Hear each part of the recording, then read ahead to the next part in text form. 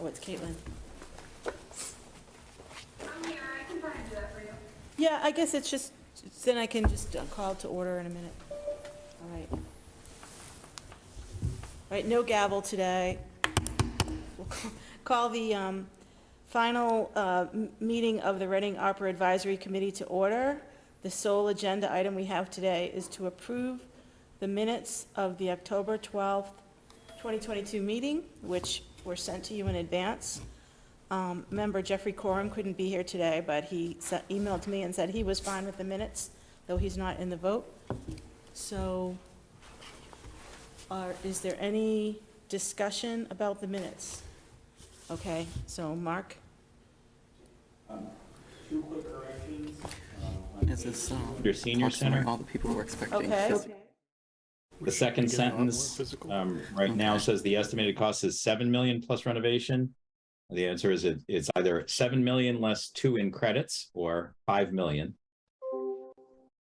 So 7 million, comma, less 2 million. Million in credits. Yeah, that's exactly what the proposal was that they sent to us.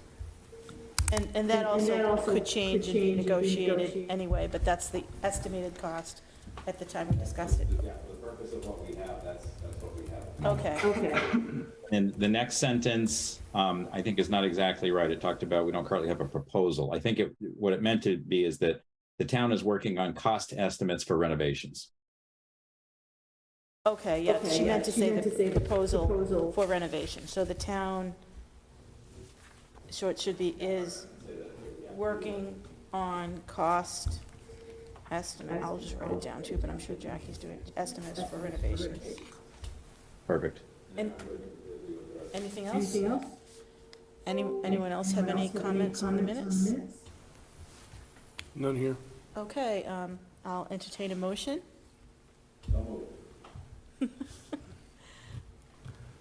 Move to approve the minutes from October 12th, 2020. October 12th. There you Okay, go. so I need to do a roll call. I'll start with who I see on Zoom first. Mark? Yes. Sean, Yes. Joe McDonough, you were here.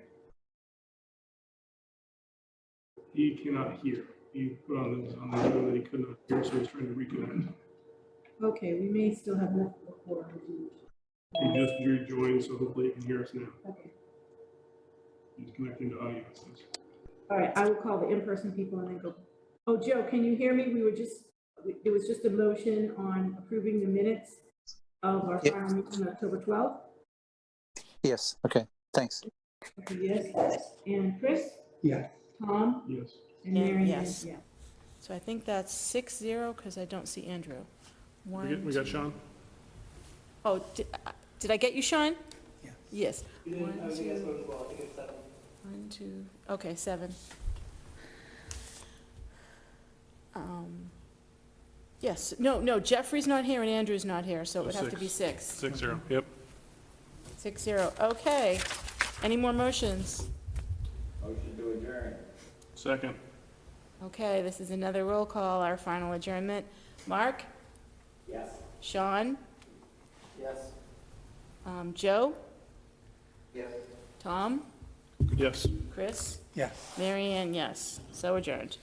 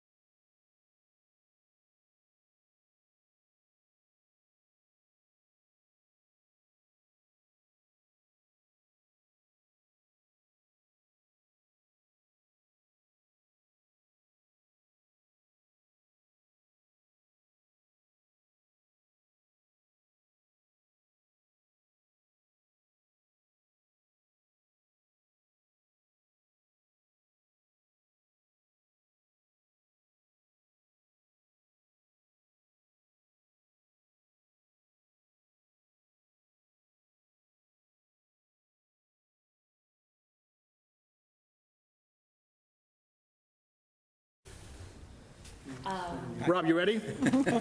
Okay, he's ready. Thank you. Welcome to the October 26, 2022 Financial Forum. I am Jean Borowski. I'm the vice chair, but our chair cannot be here this evening. Thank you. So he's asked me to chair tonight's meeting.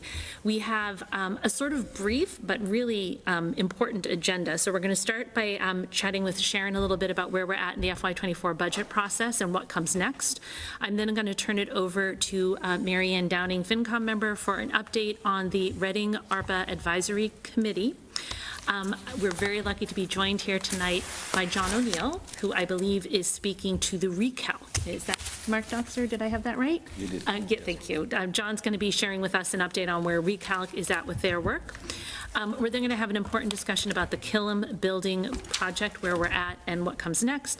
And finally, there is going to be a little discussion about the idea of forming a capital improvement committee. It's something that exists in other communities, so something we can maybe chat about. And it's definitely something that impacts schools, town, and FINCOM and town meetings, so kind of good to have it while we're all together. So,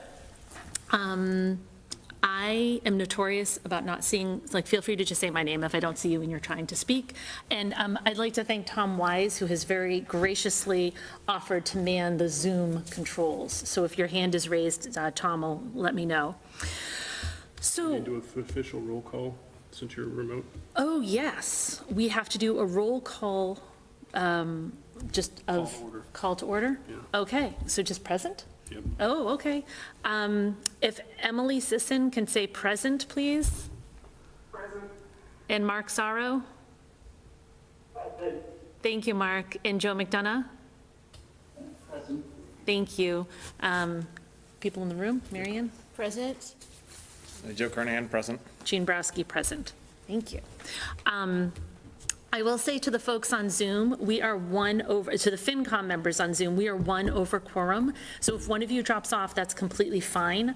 But if you could let us know you're leaving the meeting, because if we get down to quorum, I need to keep a really close eye on that to make sure we're not meeting out of compliance.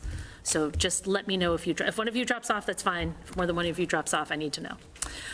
So FINCOM met last week, and we fulfilled an important part of our job in the annual budget process, which was to give guidance to the town accountant on how much free cash to use in her development of the proposed FY24 budget. So if Sharon Engstrom is here, I'd like to turn it over to her to talk about that FINCOM vote, what it means for where we're at now in the FY24 process, and what the next steps are. So Sharon, if you're ready, I'll turn it over to you. Thank you, Jean.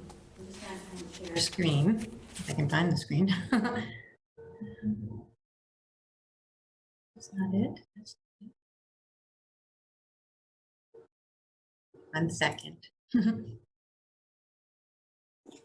have it open and it's not showing it to me.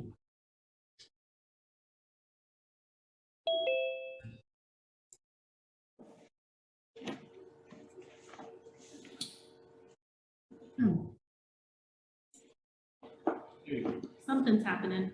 Yeah, but it's showing you the wrong screen. I've got multiple screens, so I'm just trying to figure out how to get it to show you the one I want. So what I'm going to do is I'm going to make it duplicate my screen.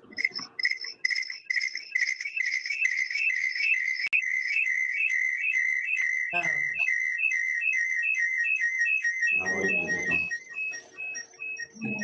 Is that coming from mine? No, that was coming from Joe. Joe McDonough, I Okay. just muted you. All right. Duplicate desktop.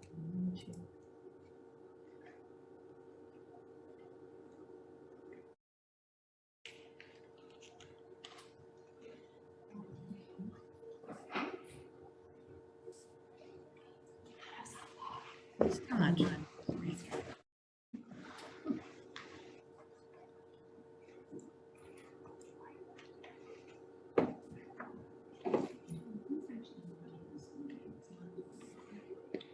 It's this tablet. It's called, I've made a bunch of us co-hosts. Oh, okay, so she should be. Yeah, she's a co-host. It's just a Is it just the visualization issue.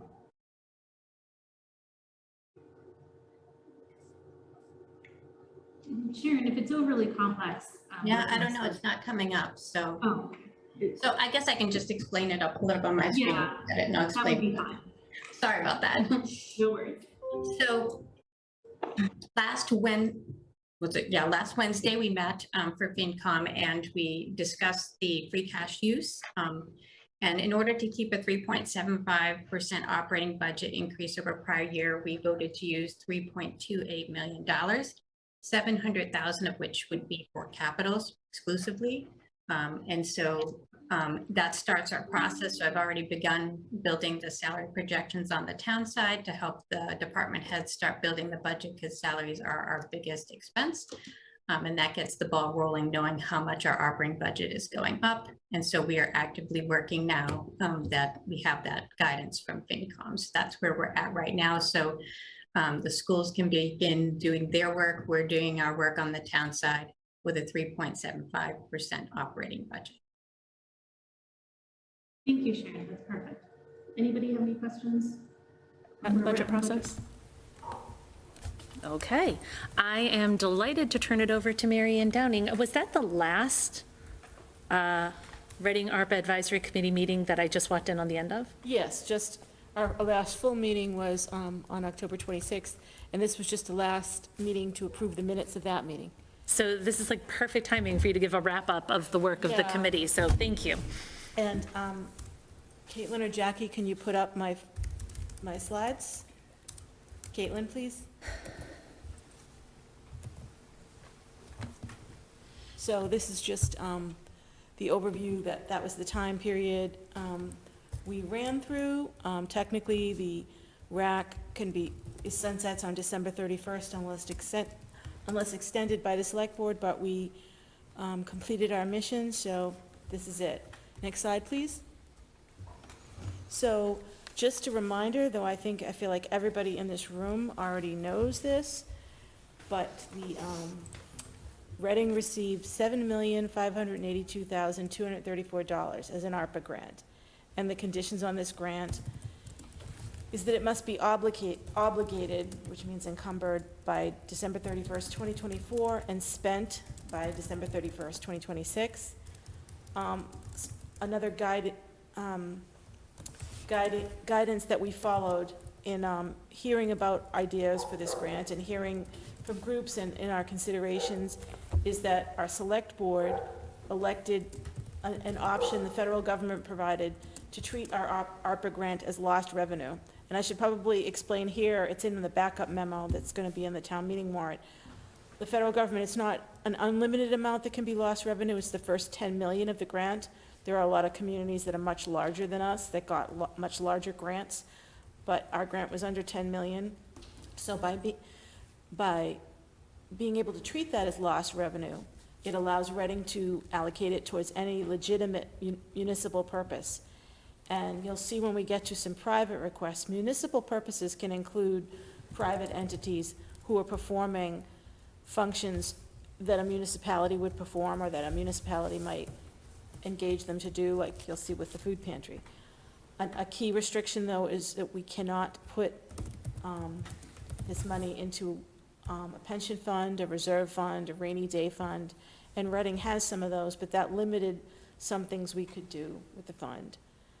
The last bullet just notes that the select board, which is the authority, the group per law with the final spending authority of this ARPA money, established the Reading ARPA Advisory Committee as an ad hoc committee in February 2022.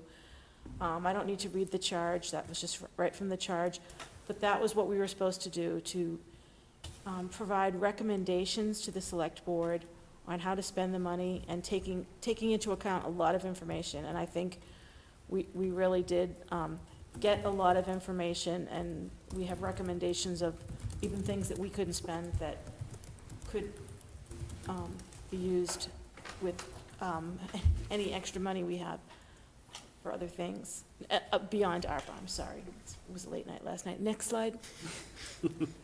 So just who is the ARPA Advisory Committee?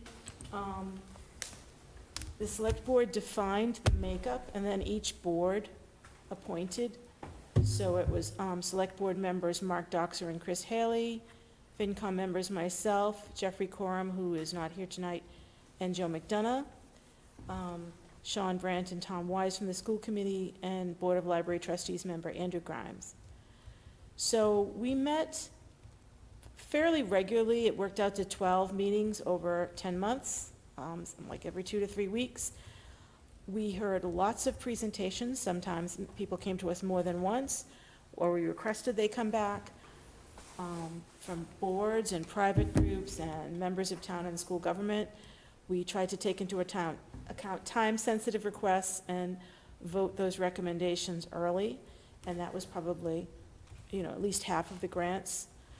And we also had some of our own ideas that weren't always all fleshed out, but just adding it all up, we had nearly 18 million in ideas, which was, much, 2.5 times what the grant was. So we had to make tough decisions along the way. Okay, so one of the things we did along the way to guide us, can you go to the next slide, please? Was conduct a survey for, it really was a short period there, and it was all spread through word of mouth and emails from the town. We didn't have a postcard campaign, but I think we had a good response rate. And those were the answers in the order of priority. I think in my memo I had noted, answers 4 through 8 were kind of close. They were still in this order, but they were coming in close. And you'll see with the following slide, I think we really ended up adhering to a lot of the survey goals and hearing what the community wanted. So if you go to the next slide, my one bit of color here, and I'm sorry for people the few that are watching on TV, it's going to be small font, but I can just read it out to you. We ended up with several large chunks and some very small areas. The town services side, not including recreation and seniors' needs, which I broke out, was 25% of the ARPA money. The schools were 26%, so about equal to both of those. Recreation, which was pretty much a large capital project, was 20%. And then the seniors and premium pay worked out equally to 12% each. So you can see seniors in green and premium pay in aqua. And then very, very small amounts, smaller than I would have expected, I think, from the town boards at 2% and community and private requests at 3%. But I think we were pretty impactful with those small requests, as you'll see. Next slide, please. So where did the town side money go? 4.8 million. I've listed it here. I probably don't have to read it all out, but I'll just give I kind of put it in reverse order. The big chunk went 1.58 million plus to water and sewer. And it started with the time-sensitive request of 650,000 to stabilize the water and sewer rates. And at our October 26th meeting, they kind of got the leftover after we did a lot of applications, which is why it's an odd kind of number of 930,314. I think they wanted like 1.35 million. And listed here are water sewer capital projects, downtown water main improvements, gazebo circle, booster station, and lead service. And I think, Fidel, you had mentioned last night that there was even another water main break on Walker's Brook. So this is an ongoing need that impacts the whole town, and it was supported by the survey. So I think RAC was glad to allocate this much to this part. The 1.5. May I quickly interrupt? We have quorum for the Okay. school committee now, so Sean needs to call us to order. I'm just pausing so the school committee can be called to order. Sean, can you call the school committee to order? I'd like to call the school committee to order. I'll do a roll call. I'll start with Tom. Here. Carla. Here. Aaron. Here. And Sean is here. Thank you, Marianne. The next amount, 1.5 million for phase 1 of the Birch Meadow project, is going to be one of these visible improvements from the ARPA money that hopefully people will get to enjoy and see for years to come, and went with the high priority of recreation. It's a Birch Meadow project, so they're going to put in paths and a central spine and pavilion over, I'm pointing behind me because we're up here at the high school, a lacrosse wall, which was strongly supported in a lot of survey data, and some parking improvements, including wetlands mitigation and the former Imagination Station parking lot, which hopefully will improve the parking in the area. I think there was a debate about whether it was going to take away parking or add parking, but it's going to improve it. Another big chunk that is, I'm happy to see is already actively being used, and maybe Jean Delios could briefly speak to that, is $900,000 to elder services. And so $300K was going towards a senior center feasibility study to come in the future, which I think we all believe will be expended by 2026, and $600,000 towards increasing senior programs and providing more opportunities now for our seniors instead of them having to wait for a new senior center. And Jean, do you want to just tell whoever's watching some of the things that, because I think you guys have been doing some great stuff. Jean or Jenna? If they're on? I can everybody hear me? Yep. Yeah, okay, great. Sure, I can talk a little bit about what we're doing. Jenna and I work, I'm sorry? No, I said I didn't mean to put you on the spot. Thank you. Oh, no, that's okay. I'm just looking at the presentation and then you people, so I don't see me, so, okay. As long as you can hear me, that's the main point. But yes, we've launched a variety of new programs, and kudos to Jenna, who's been the community services director for a short time and jumped right in with me after Kevin Bowmiller retired this summer. And she's been boots on the ground with the full team, getting bus trips going. So there's been a number of bus trips and there's more to come. Those are very popular. And that was one of the main things that we said we can provide without the need for a building.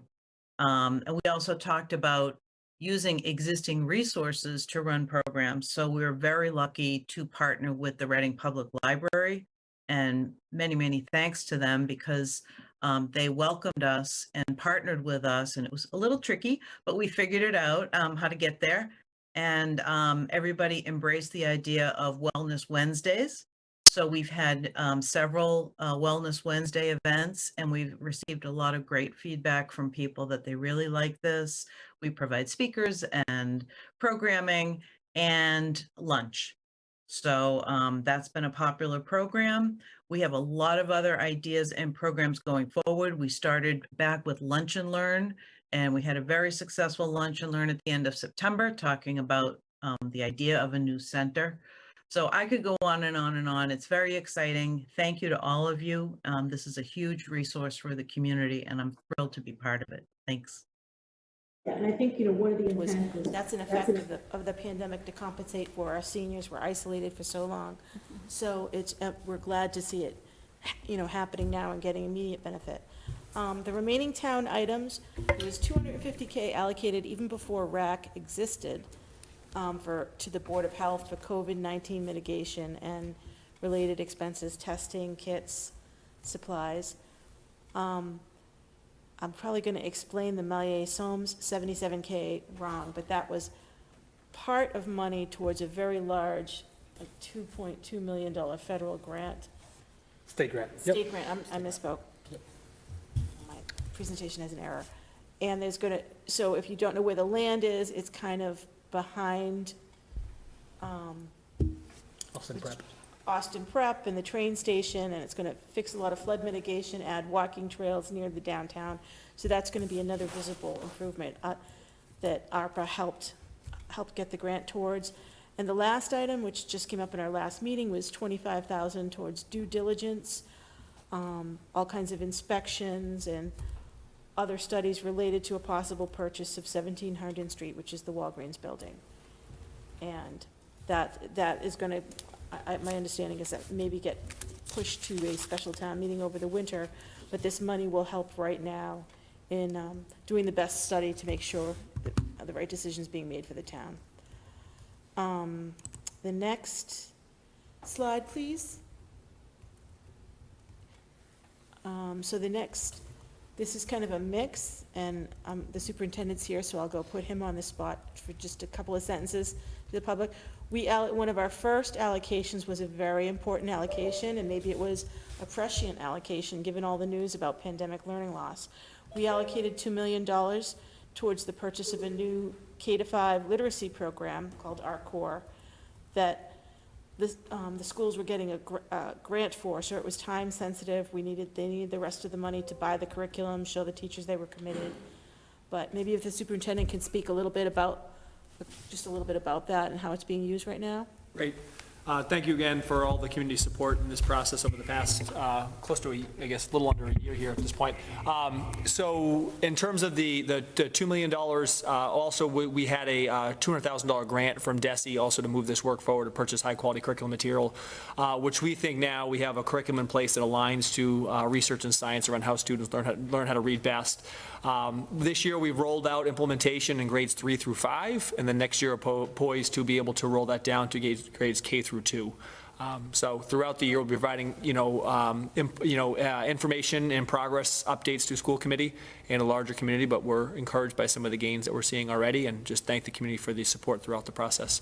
That was a process that we know involved support from school committee, from ARPA committee, from select board, from many others, so just appreciate the collaboration around that ask and that movement, so thank you. Thank you. No, I think we all believe, though, the original intent of the grant was to fix the kind of things that you're using it for, so I think in the end, we're very pleased with that. Some other smaller allocations were about $256K and some change to several town boards that came forth with some requests, and these are kinds of things that I think I didn't even know we were doing. The dead tree and invasive plant removal, 100K to the town forest committee. They had actually asked for 200K, so that's another 100K that maybe in the future town meeting or some other funding mechanism can handle. There's a lot more of that than we realized. 30,500 to Conservation Commission. We were getting some surveys of land donated to us, a bike rack at Matera, ongoing management of invasive species, and just general stuff that our Conservation Commission does. Small amounts to the Historical Commission and the Trails Committee, and I think they're very self-explanatory. The Historical Commission is going to save all our historical maps, and the Trails Committee, you would not believe the amount of work they're doing with volunteers. So giving them some money just to get more supplies for the volunteers to give us free, valuable work, that was a very easy sell to wrap. Next slide, please. Mary, can I say one more thing too? I just wanted to make a note too in the language around the curriculum, also just that it says program, which also does include not only the curriculum, but also the training, right? So the professional development for both our leaders and also for our teachers, which is an important part of that. So I just want to make sure that distinction was also known. That's important too, because that can be a big expense. Correct. Thank you. It was very full featured. Okay, and this one, if we had questions, I have the people online to answer this, but this was a request that probably took, I think, the most time of the ARPA committee, which was premium pay for eligible town and school employees. We tried to take it as equitable an approach as possible in what we did. And in the course of that, Tom Wise and Sean Brandt came up with some models of ways to allocate it. And the model that the ARPA committee settled on is outlined in brief here on this slide. Just to kind of summarize, we wanted to recognize the sacrifices made and how much we value our employees who worked in person during a period of the pandemic, which was pretty intense. The vaccines weren't available till near the end of it.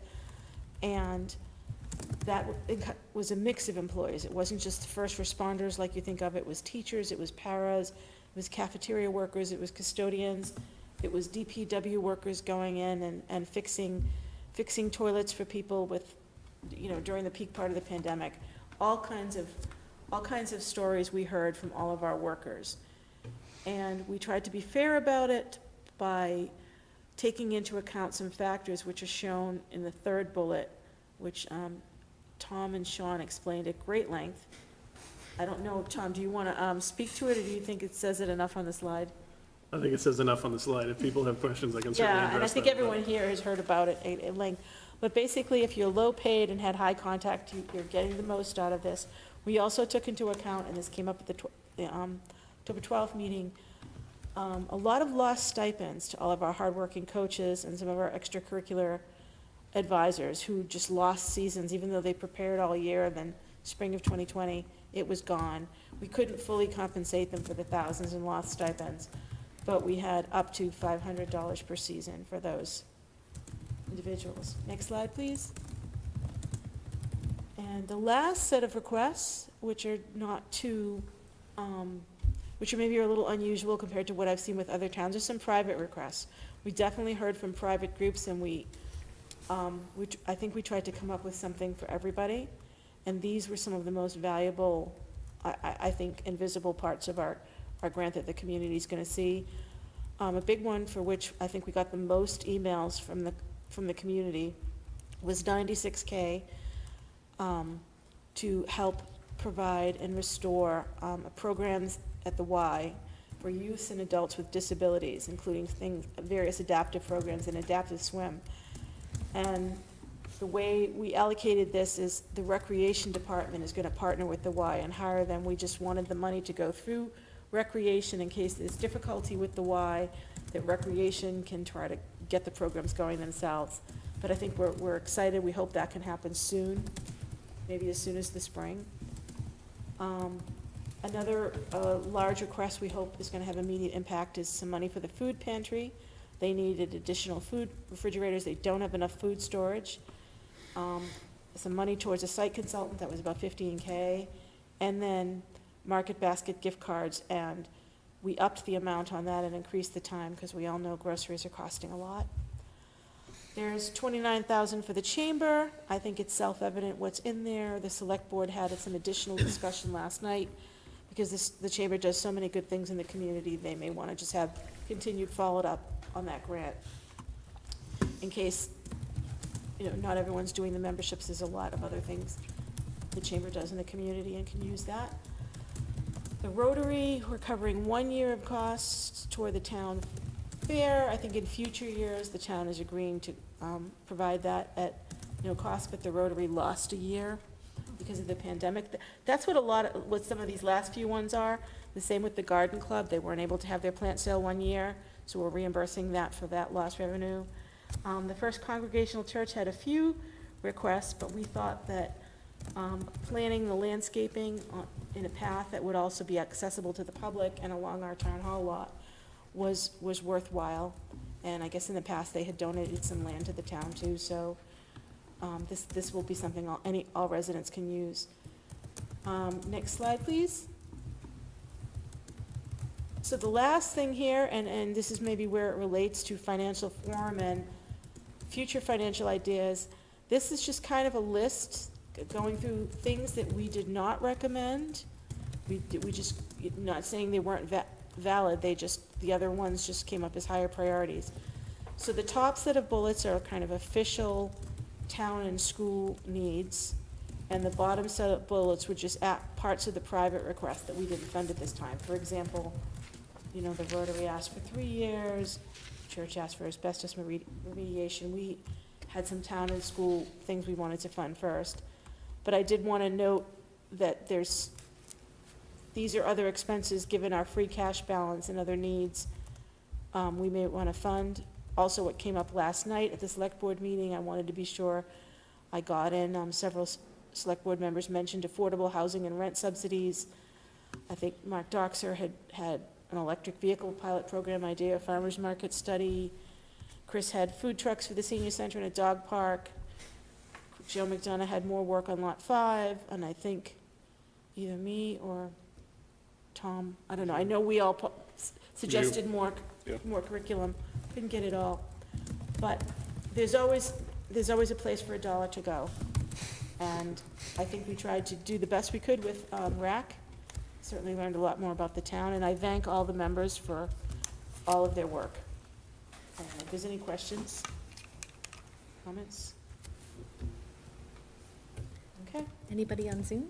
There are no hands raised right now. No, I think everybody who's on this has heard about it all ad nauseam, probably. Well, on behalf of Ed, who I know has privately said this, and I'll say it, this work was exemplary, and I have to give you credit, Mary Ann, phenomenal job just leading the group and getting it to where it needed to be ahead of schedule. So fantastic.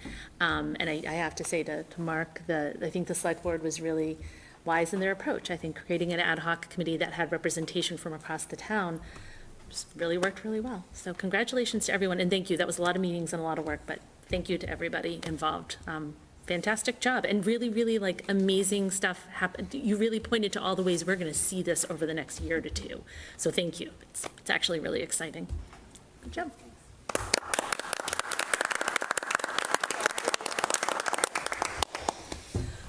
Okay, yes. Sorry, Jean. No, no. And not to take away from the work that obviously Mark does currently on the select board, but the amount of time and effort that I saw Mary Ann Downing putting in, I don't think it's really reflected in this, nor will it ever be, but, you know, just for me, I truly appreciate it, and you know, I think you did an exemplary job, and I'm happy to have served with you as well as the other committee members. Likewise, no, I think it was beneficial. We all learned so much about the town. I felt like we were a little mini government, learning about everything, with our own small budget of microcosm. But no food truck, Not yet. no food truck. And I'll add to it, the list of what was not able to be funded by ARPA funds revealed stuff I didn't know either. So to just shine a light on all of the good volunteer work that's happening in town and maybe think about, you know, whether that's sustainable and what we can do to help moving forward. So great job, everybody. All right, moving along, so we are going to have an update on the Reading Center for Active Living, AKA Recalc. Mark, do you want to set this up, or should I send it right over to John? John, why don't you? So you may step over there. Actually, John, I'm going to ask you to come up here because they won't hear you from here. They will hear you. They will hear you from here. So as long as you're okay being right next to us, come on right in the middle. No, you can no, come sit. Come Oh, sit. for heaven's No need sakes. for you to stand for that long. John O'Neill is the chair of the Recalc Committee, Reading Center for Active Living, and I believe this is an ad hoc advisory committee to the Select Board, correct? So John's going to give us an update on their work to date. Thanks for being here, John. Okay. So, first of all, the FINCOM, and I noticed also Select Board members and school committee and the school superintendent and town manager, thank you for the opportunity to give you an update on where we're at. Okay, first of all, the slides are... Yeah, Caitlin, can you put up the presentation, please? You'll see them right there as well. Okay. So you can First of all, recap while it's getting up there, just to give you the understanding what the charge was. To do a needs assessment, primarily for older citizens, what their needs are, what are being met satisfactorily in their minds, what needs more of, and what things are missing completely. Also to do a visioning, to see, all right, what, if they had, the perfect, if they had everything that they would possibly like. Because then, down the road you prioritize and things fall out. We all know that, but at least you want to have a vision of what would you really like to see in a center. And then we're participating in a planning process, because we're just one component. I think it also should be important to note that, of the 7 members of the committee, one's select board appointee, in this case it's Mark, another is a member of the Recreation Committee, and the other member, and one's very important, a member of the Council on Aging. Okay, and we've had a number of joint meetings with the Council on Aging, and Council on Aging members have been involved in almost every single one of our meetings as active participants. So I think that's also I want to note. Okay, so here's the milestones.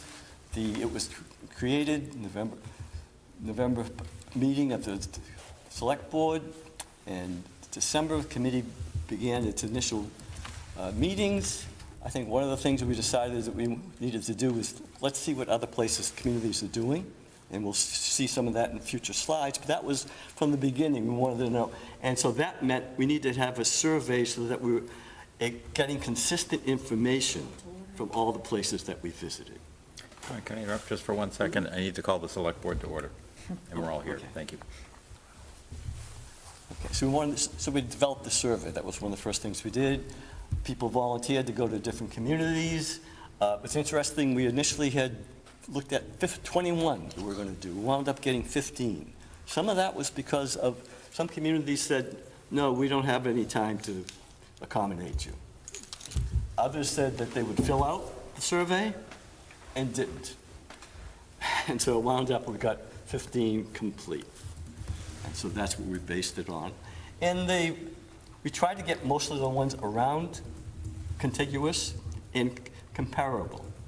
I mean, even though we had Newton, we didn't consider Newton comparable, quite honestly. So when we're looking at figures, that's an outlier. You know, Lexington was great. I actually, visited Lexington, but also considered that more of an outlier because of the nature of the community and larger and everything else. But like Wilmington, North Reading, Wakefield, Stoneham, Melrose, those kind of communities, also contacted the staff of the State Association of Councils on Aging and Senior Centers for ideas from them. First of all, did they have information that could save us time? They said, no, but if you get it, we'd love for you to share it with us. So there was that. But they did say, but here's some particularly good communities that we think you should take a look at. First of all, because they're involved in the process now, or they recently completed the process, and a few others that people rave about, and we think do really good programming, and so you could learn from them. So that's what's involved in our selection process. Okay. And so we set out doing that. In March, we did a lot of the visits, actually. And April, the community forums. There were 3 community forums, 4 actual focus groups. And this was, once again, we participated, but UMass Gerontology was hired to be actually coordinate. And I think they did a great job.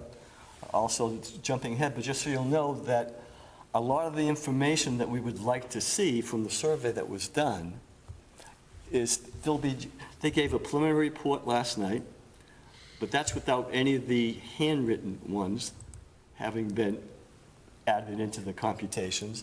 Also, they said in the very first open-ended question, there were 1,200 responses. So people certainly were engaged. And also the age range. I think you should know that the age range, there was significant from people from 18 to 40, it was like 22%, something like that, which I was pleasantly surprised at that. And increasingly, people in their 50s and 60s had significant participation, as well as the people you would expect 70s and 80s. Probably a little less than I would have expected in the 70s. Okay. The next slide, please. Why plan for a Center for Active Living? First of all, as I said, vision. If you don't have a vision of what we would like to see, you're certainly not going to be able to get there. So that was and what are the needs? We talked about it. The first and foremost, though, we started off with the mandate. We felt that because the UMass study had been conducted in 2017 and said the Pleasant Street Center has outlived its functional use. It can't accommodate the needs at that point in time, and given the projections for the population, we're at Reading's right now, 27% of the population is 60 plus. It should approach close to 30% by the year 2030, because that's when things are going to peak.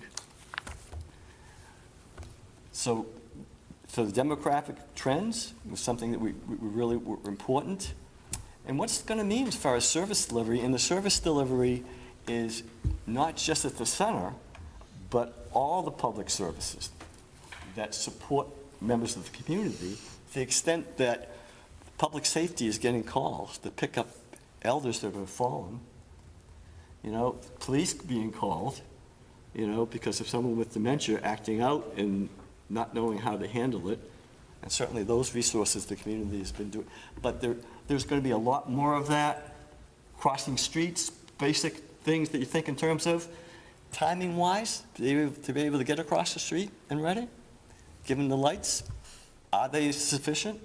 I can tell you, I've seen people in walkers not being able to get through halfway across the street before the light changed. And they started off right away. So there's all sorts of things that, make up and that we're trying to take a look at and see what the community can do to be ready, as well as doing some things now.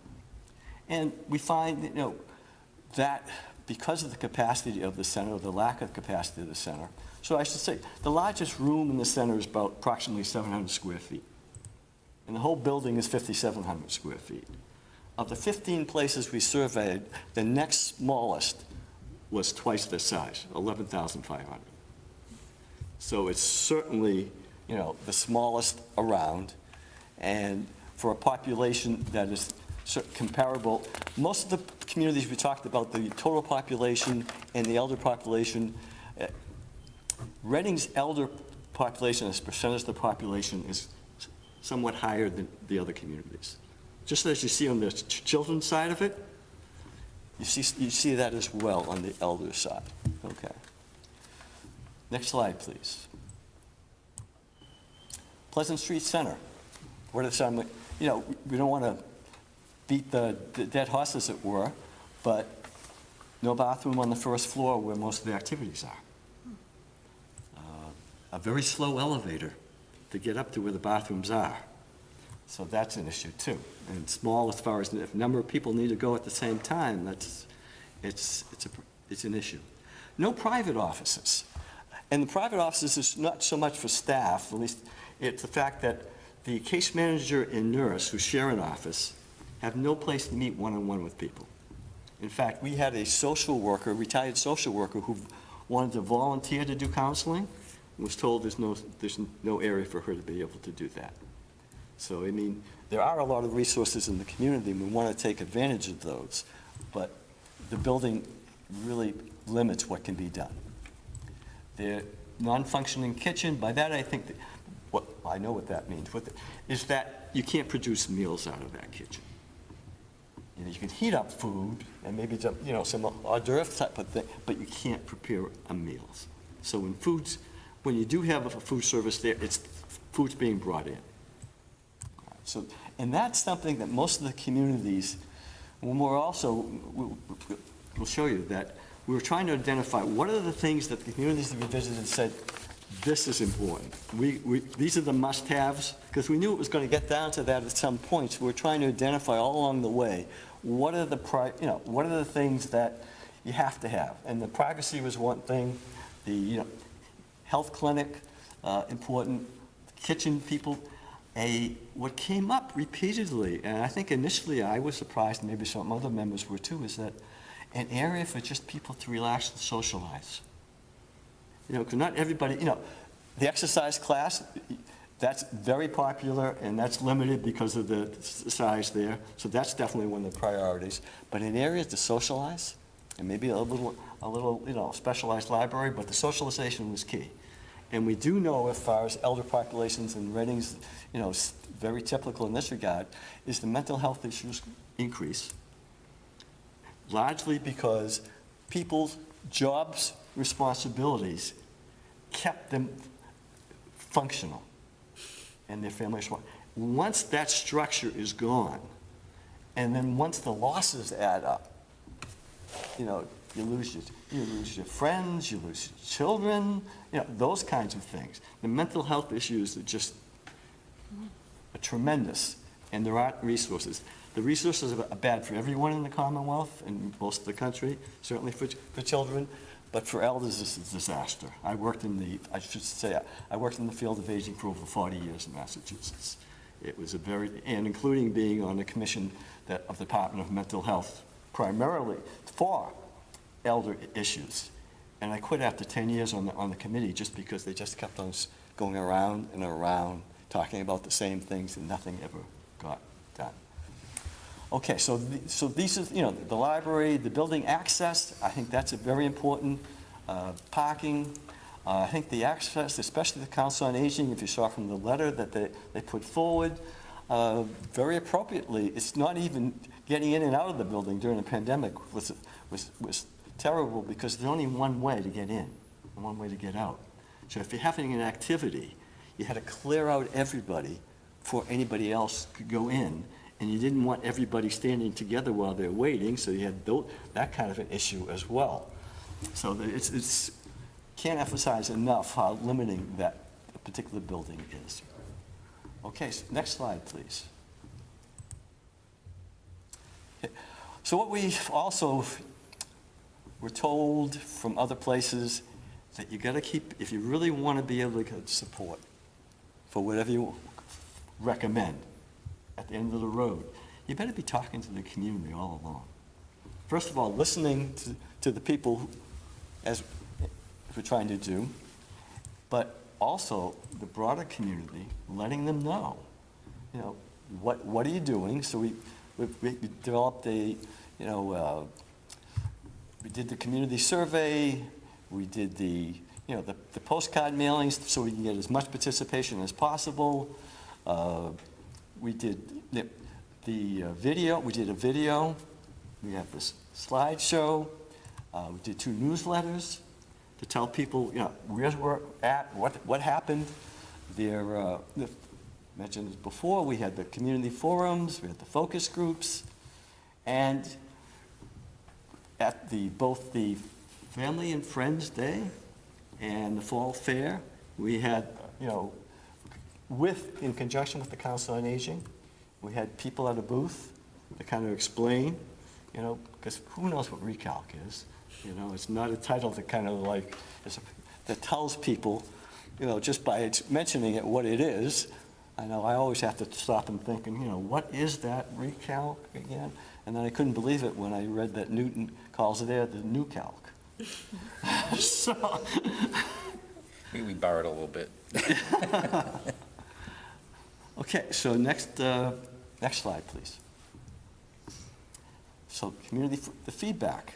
So we're saying they wanted first of all, it was the feedback as directed by UMass was, what do you like about Reading? Not just about, you know, what the needs are, but what are the things that are, you know, that make you want to stay in Reading? And what are the things that you're worried about in Reading? So that was there, especially the first forum. And people talked about, you know, safety, the social cultural, proximity to Boston, downtown, many resources, despite what people might think. Many elders still want to be involved, you know, all the way, you know, 70s, 80s, 90s. I think that's one thing you'll also find out, that the stigma in our society is so great about being old that nobody wants to admit to it. I had people in nursing homes, you know, remember I had nursing homes and people who were in the 80s and 90s who weren't in nursing homes, and they were upset, the people that weren't in nursing homes, because they didn't want to be associated with those people, they told us. You know, so there's really, the stigma is tremendous. And envisioning, people said that some of the things we already mentioned came directly from what people were talking about. You know, they wanted to be able to have, you know, more programs. They like to have interesting, active programs, engage with children, young adults, and caregivers. That's why I'm glad to see the school committee here, because also it's not just the thing. There are programs whereby high school students are helping with computer, you know, technology, but what you hear is, no, we have things to offer. Why can't we be involved? I mean, you have the array of tremendous backgrounds of people in this community. And so that's something I think, because I learned long ago, you can give people food, shelter, and clothing, but once those basics are needed, they need to have a reason to live. You know, you hear about failure to thrive among children, same exact thing among older people. There's a failure to thrive. Some just give up and die. You know, so that's a real issue, getting back once again to some of the stimulus and the mental health needs. Specific needs, they talked about, you know, the nursing, the computer skills, because they do want to keep up, especially a lot of times with their grandchildren. There's that issue, but also in our society, people are still engaged. These are people who now you're talking about people who are aging into our society who've gone to college. We do have a lot of skills. It's not like the community I grew up in, Malden, where nobody had gone to college practically. It was all working class. And so it was a different sorts of needs in that community and opportunities that you have here in Reading. I think people talk about, exercise, as I said, that kept on coming up. But interestingly, also employment opportunities. Because people want to do at least part-time. Sometimes people get bored, they didn't realize it, some need it financially, because people are worried about taxes. There's no question. And as much as it's been out there for a while now, people didn't realize how long they're going to live. And didn't realize that it takes, one of their partner, becomes seriously ill, and the medical bills add up, because those costs can be significant, even despite Medicare. Okay, next slide, please. Okay, so we did the community survey that UMass did. We were involved, the recalc committee, in generating. In fact, we came up with around 40 questions, and it was really hard to narrow it down because the UMass was saying, you can't really expect people to spend more than 5 to 10 minutes if you want to get a return, a decent return. And we sent out a postcard to everyone in the community 18 and over. And we heard from, especially people on the Council on Aging, that you have to have opportunities for people to be able to do it on a hard copy. So we did that. And there's just under 200 as far as the hard copies they did receive. So if you hadn't had that opportunity. Also, there were some people that were able to phone in and work with a staff person at UMass to be able to get their answers and responses. It says 1,472, as we found out from UMass last night. It's 1,470 because 2 of the returns were blank. So that's what happened there. And the things that were highlighted, community, neighbor, where would you like to see it? What kind of services you want to see it? Who were the people that were filling it out? Next slide, please. How do we compare? So this is where we did the benchmarking, where we went out to the communities to see what are they doing size-wise, budget-wise, and budget-wise, it was interesting, some people didn't know what their budget was. And this was director of the senior centers. So the information, I was able, Mary Ann, to get some per capita information, but we hesitate, and this was just today, doing it based on your query last night, that some of it we were able to get from town sites. Some we got, people gave us, and then based on, we were looking at 2020 census, but some people we've realized were giving us more updated information that varied. So there's those there's caveats as to what we got. Sometimes it could even be like, what % of the town budget would go towards it would be another useful comparison. I don't know, because it seemed like it was a very small percentage of our budget. Right, 250,000 is Out of for 110 elders. million or 120 million, whatever we are. Yeah, and there was only one community of the 15 we surveyed that was less. As far they were, and their per capita was just slightly less too. So they were a comparable size community. That was Situate, by the way. But everybody else was considerably, and because it is FINCOM, I will mention, it's not part of the slide presentation, is that for over a decade, the human services and health services were kind of decimated here in Reading. And I remember I talked to town meeting a few times, and we're one of the only communities around where the human services and the senior services director are the one and the same. So even when you try to get full-time equivalents, there are very few full-time equivalents in Reading. It's even less than the number that's usually given because the nurse, the case manager, and the human services / senior services people are all split. They're doing all ages. Are they primarily, because of where they're located, are they, majority being seniors? Yes, but they're split. So that's part of what the issue is too. So I certainly don't blame staff for any of the, the numbers that we came up with as far as participation or anything like that.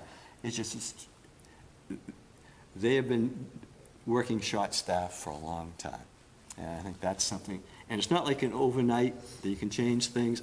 Certainly as a former manager, I realize that, but I think we need to have a plan, like a 5-year plan saying, here's where we want to get to, and we know there's going to be bumps in the road, because who knows what the economy is going to do and everything else, but at least here's where we want to get to, and I think as a percentage of the total budget, that's a good benchmark to take a look at.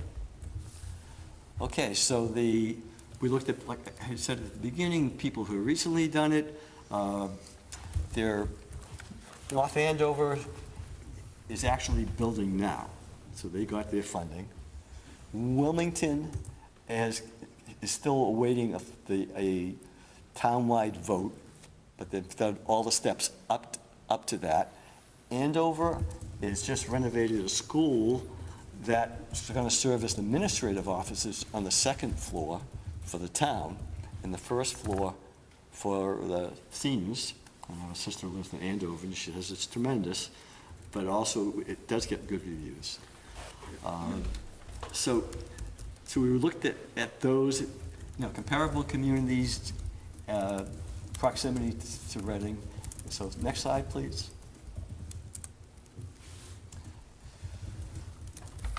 So we talked about 4 local communities planning on building a new center operations.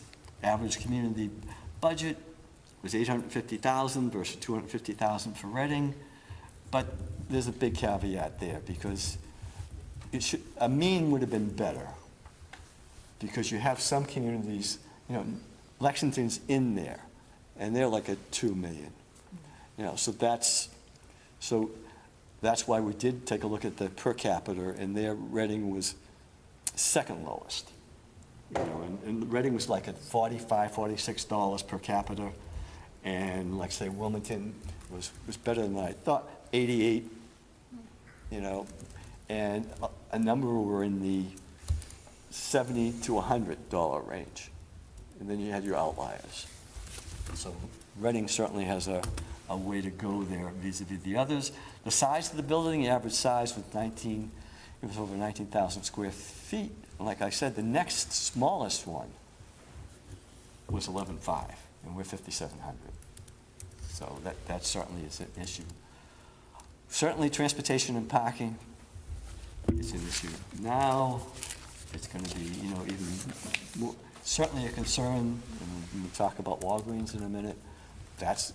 But it's not just parking, it's getting people there. You're going to have more and more people who don't have a car, are not, able to drive any longer. So getting people, having pickups, satellite sites, those kind of, I think we need to be creative, no matter where it's located. So I say that because I don't think that criteria should rule out everything else, but it's something to take a look at.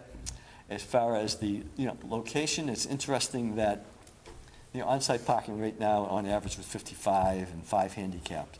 I believe, I want to say 1, but I'll be generous and say there's 2 handicapped parking spaces. Because if if you're thinking Pleasant Street Center, you're familiar with it, it's down the hill where the parking is. So that makes it difficult. And the only entrance is all the way up in the top. There's no entrance from the back or on the side. So that's certainly an issue that we need to take a look at. Okay, next slide, please. So the summary as far as the benchmarking. The 10 centers provided weekday lunch meals. 4 centers actually had a chef on staff. Most charged a nominal fee. And that's because if it's federally funded, and I'm assuming most of them have some federal funding, you can't have a charge for seniors if you're using the federal money that comes from a senior funding source. You can charge non-seniors the full price, but you can't charge seniors. So most of them are nominal rates. I think also you'll find that people are not thrilled with the meals that are generated that are brought in from the regional provider. In this case, it's Mystic Valley Elder Services, for all sorts of reasons. And the issue there is that it becomes, there's a cost.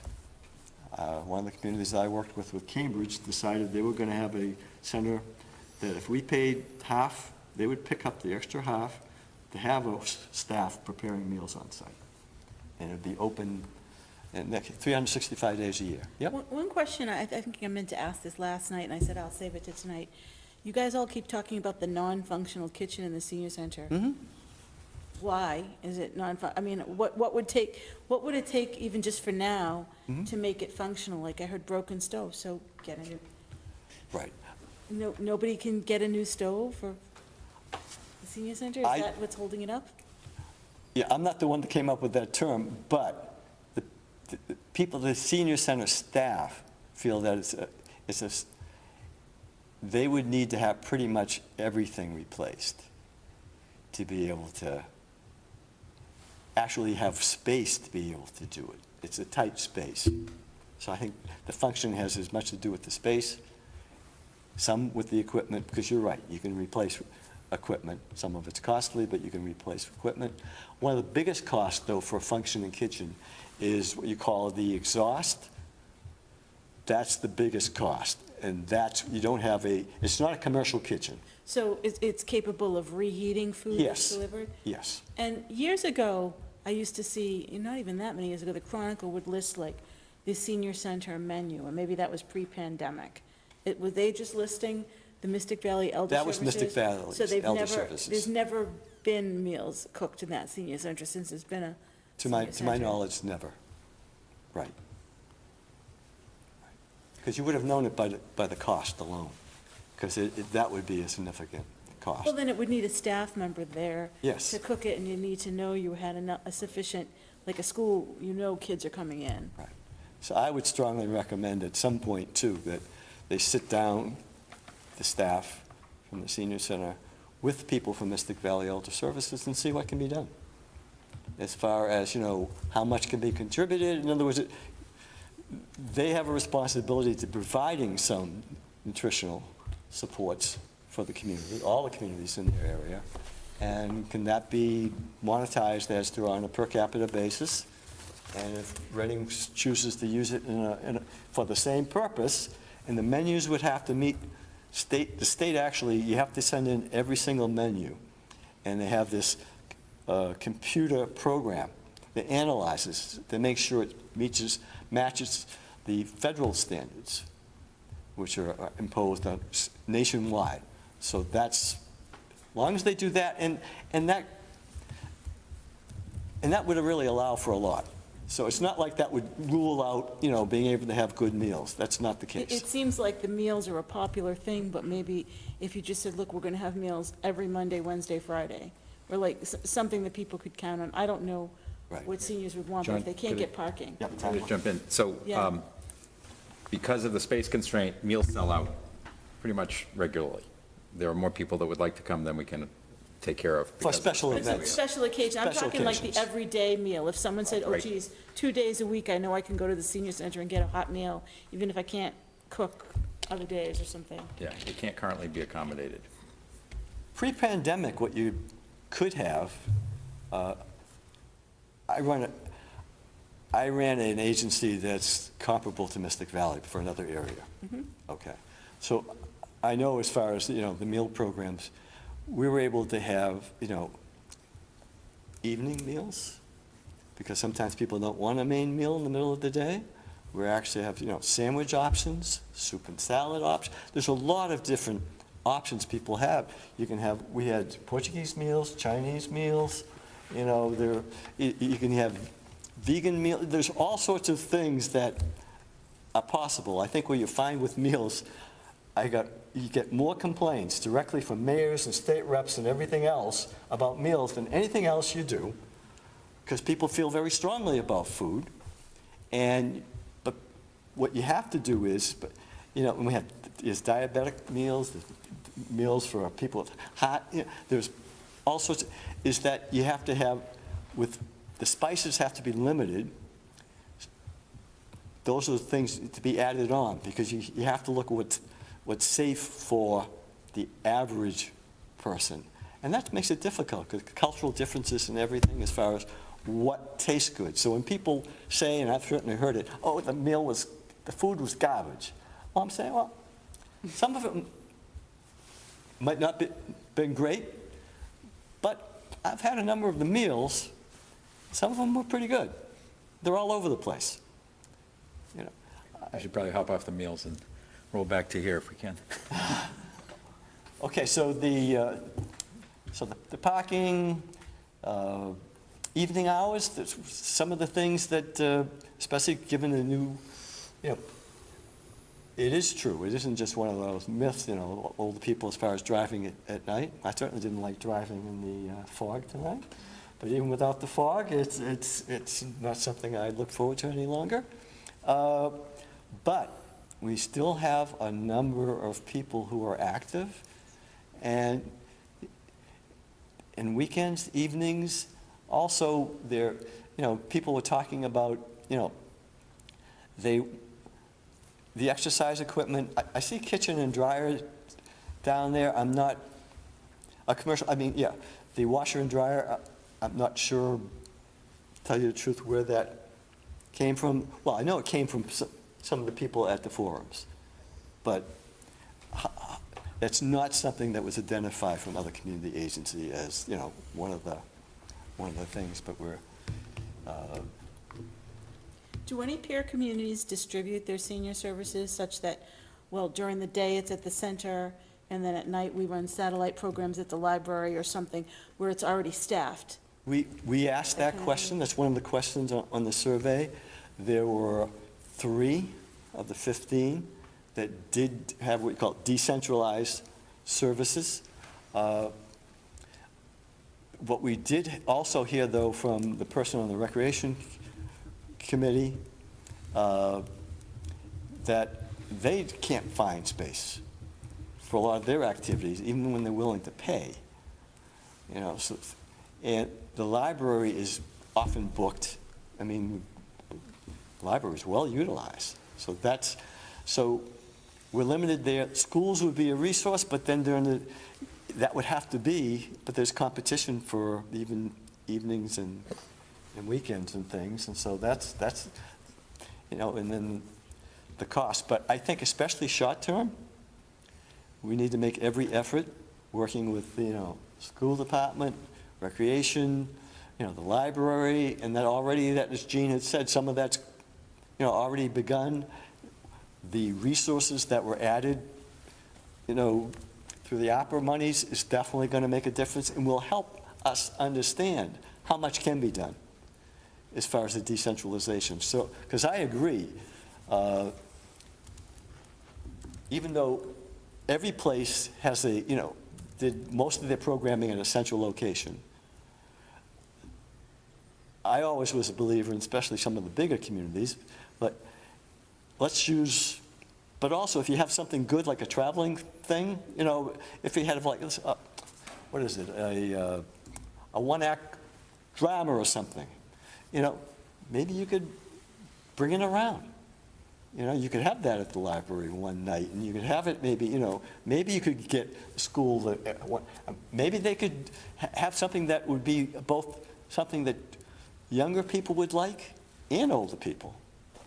And that means it would be a good educational experience if you could handle it size-wise. But I think, once again, I think we need to be a lot more creative. I know that in Watertown, I think they give discounts to seniors at the Y, so people who want fitness equipment, if we can't do that, could instead there be some kind of negotiated discount where you can get a great discount membership at the Y. This is already in the community, there's parking. The problem with the Y is that I have heard, first of all, well, right now, it's the expense, but also it's very busy. Yeah. It's hard to get slots for, the times that are most popular. That's part of the issue there. And it's not just the Reading Y, it's regional Y. So there's that issue as well. John, can I ask how many more slides, or was this the end? Which demo slide is this? Because there's 15 altogether. We can go. Let's just I just want to quickly- make sure we have time to have some conversation. Yep. Let's go to the next slide. New center guidance, general process, think big. I think we've already talked about that. Let's go to the next slide.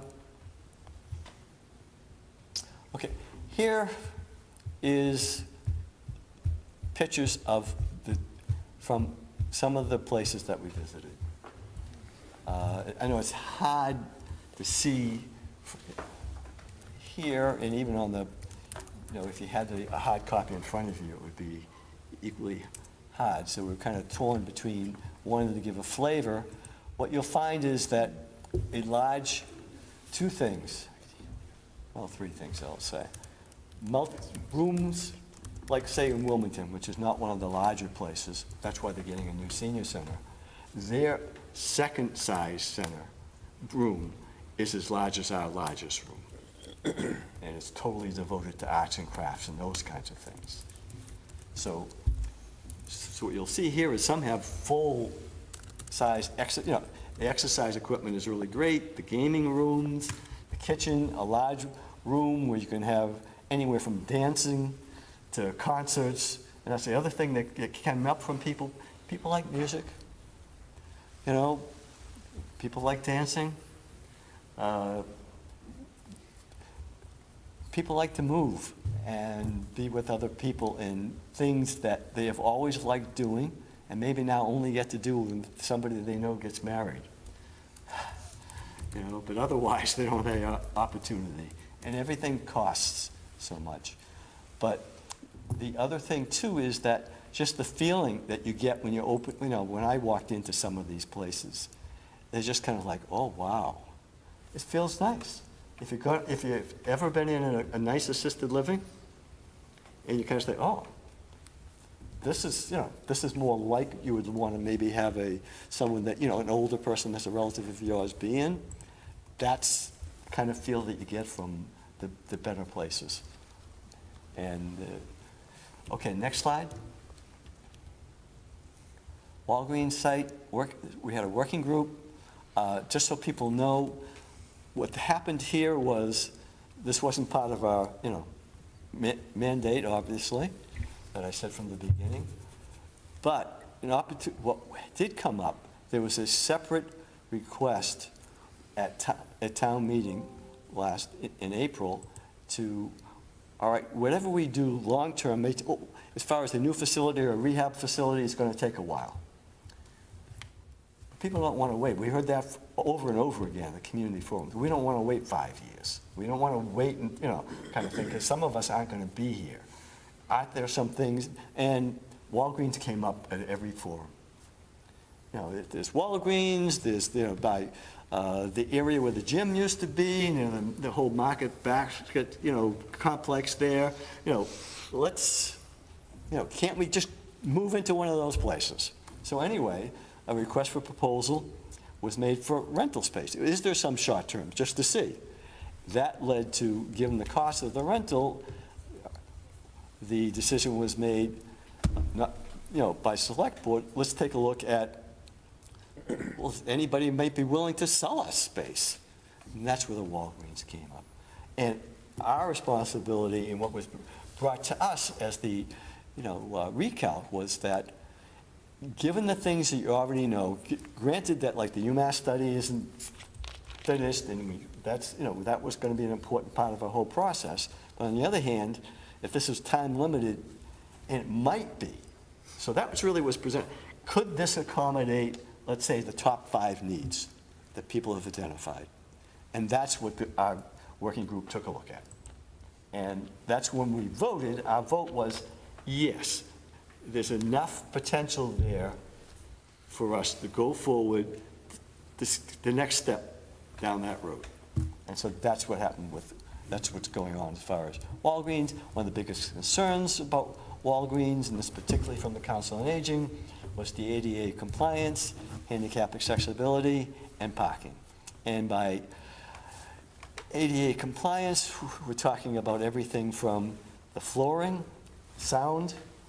A lot of people are hard of hearing, including myself. When I was sitting back there, I had a very hard time hearing people up here. So that's that, and the parking once again. But as I said at the outset, getting people to whatever the location is, whether it's Walgreens, whether it's some other part of the town completely, and it's interesting that a sizable number, I think it was like 48% of people on this UMass survey, the ones that have done so far, and that's the ones that were done electronically, didn't care where it was located. I think it was like 48%, and 33% had to be downtown, sort of thing. But other people were indifferent, so there are possibilities. Okay, next slide. So that's, I already said, this slide after that, because they worked with an architect to come up with a preliminary, that's where we found out, could they accommodate the programs that we were talking about and get some initial ballpark price. Next slide, please. Next steps, this is the final slide. Now we're looking for the Pleasant Street Center usage starter, though we're not sure once we get it, because it's the pre-pandemic versus now, and then it's the catch-22. If you didn't have the staffing and the programming, so you're not going to have the people, so you can't use that as far as demand. That's where the survey from UMass is going to be very important and helpful as far as, the next steps. So we can continue to communicate with people as far as where things are at. And finally, and this issue did come up in the UMass survey. It was one of the pointed questions, that should it be a senior versus a multi-generational center? We were pending, we didn't look to take a vote on that pending the UMass survey to see whether or not there was an interest in the rest of the community for a multi-generational. I think at very least, the thought was, to be honest with you, is that just as if you have senior hours and you're not having other programs, and you have this facility that you're going to invest money and resources into, we couldn't see any reason why you wouldn't be. So I think the difference is going to be, depending on the UMass data, is how much do you say, okay, you can, or as opposed to, we want to do programming, work actively, let's say, with the recreation department. And, in other community groups to see, all right, what kind of other programming can you have there? Okay, so that's. Thank you. Yeah. Thank you so much, Don. And there's a seat. You can sit if you'd like. Questions?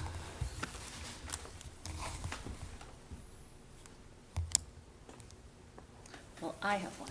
I'll get started. All right. So the needs assessment was a big part of your charge.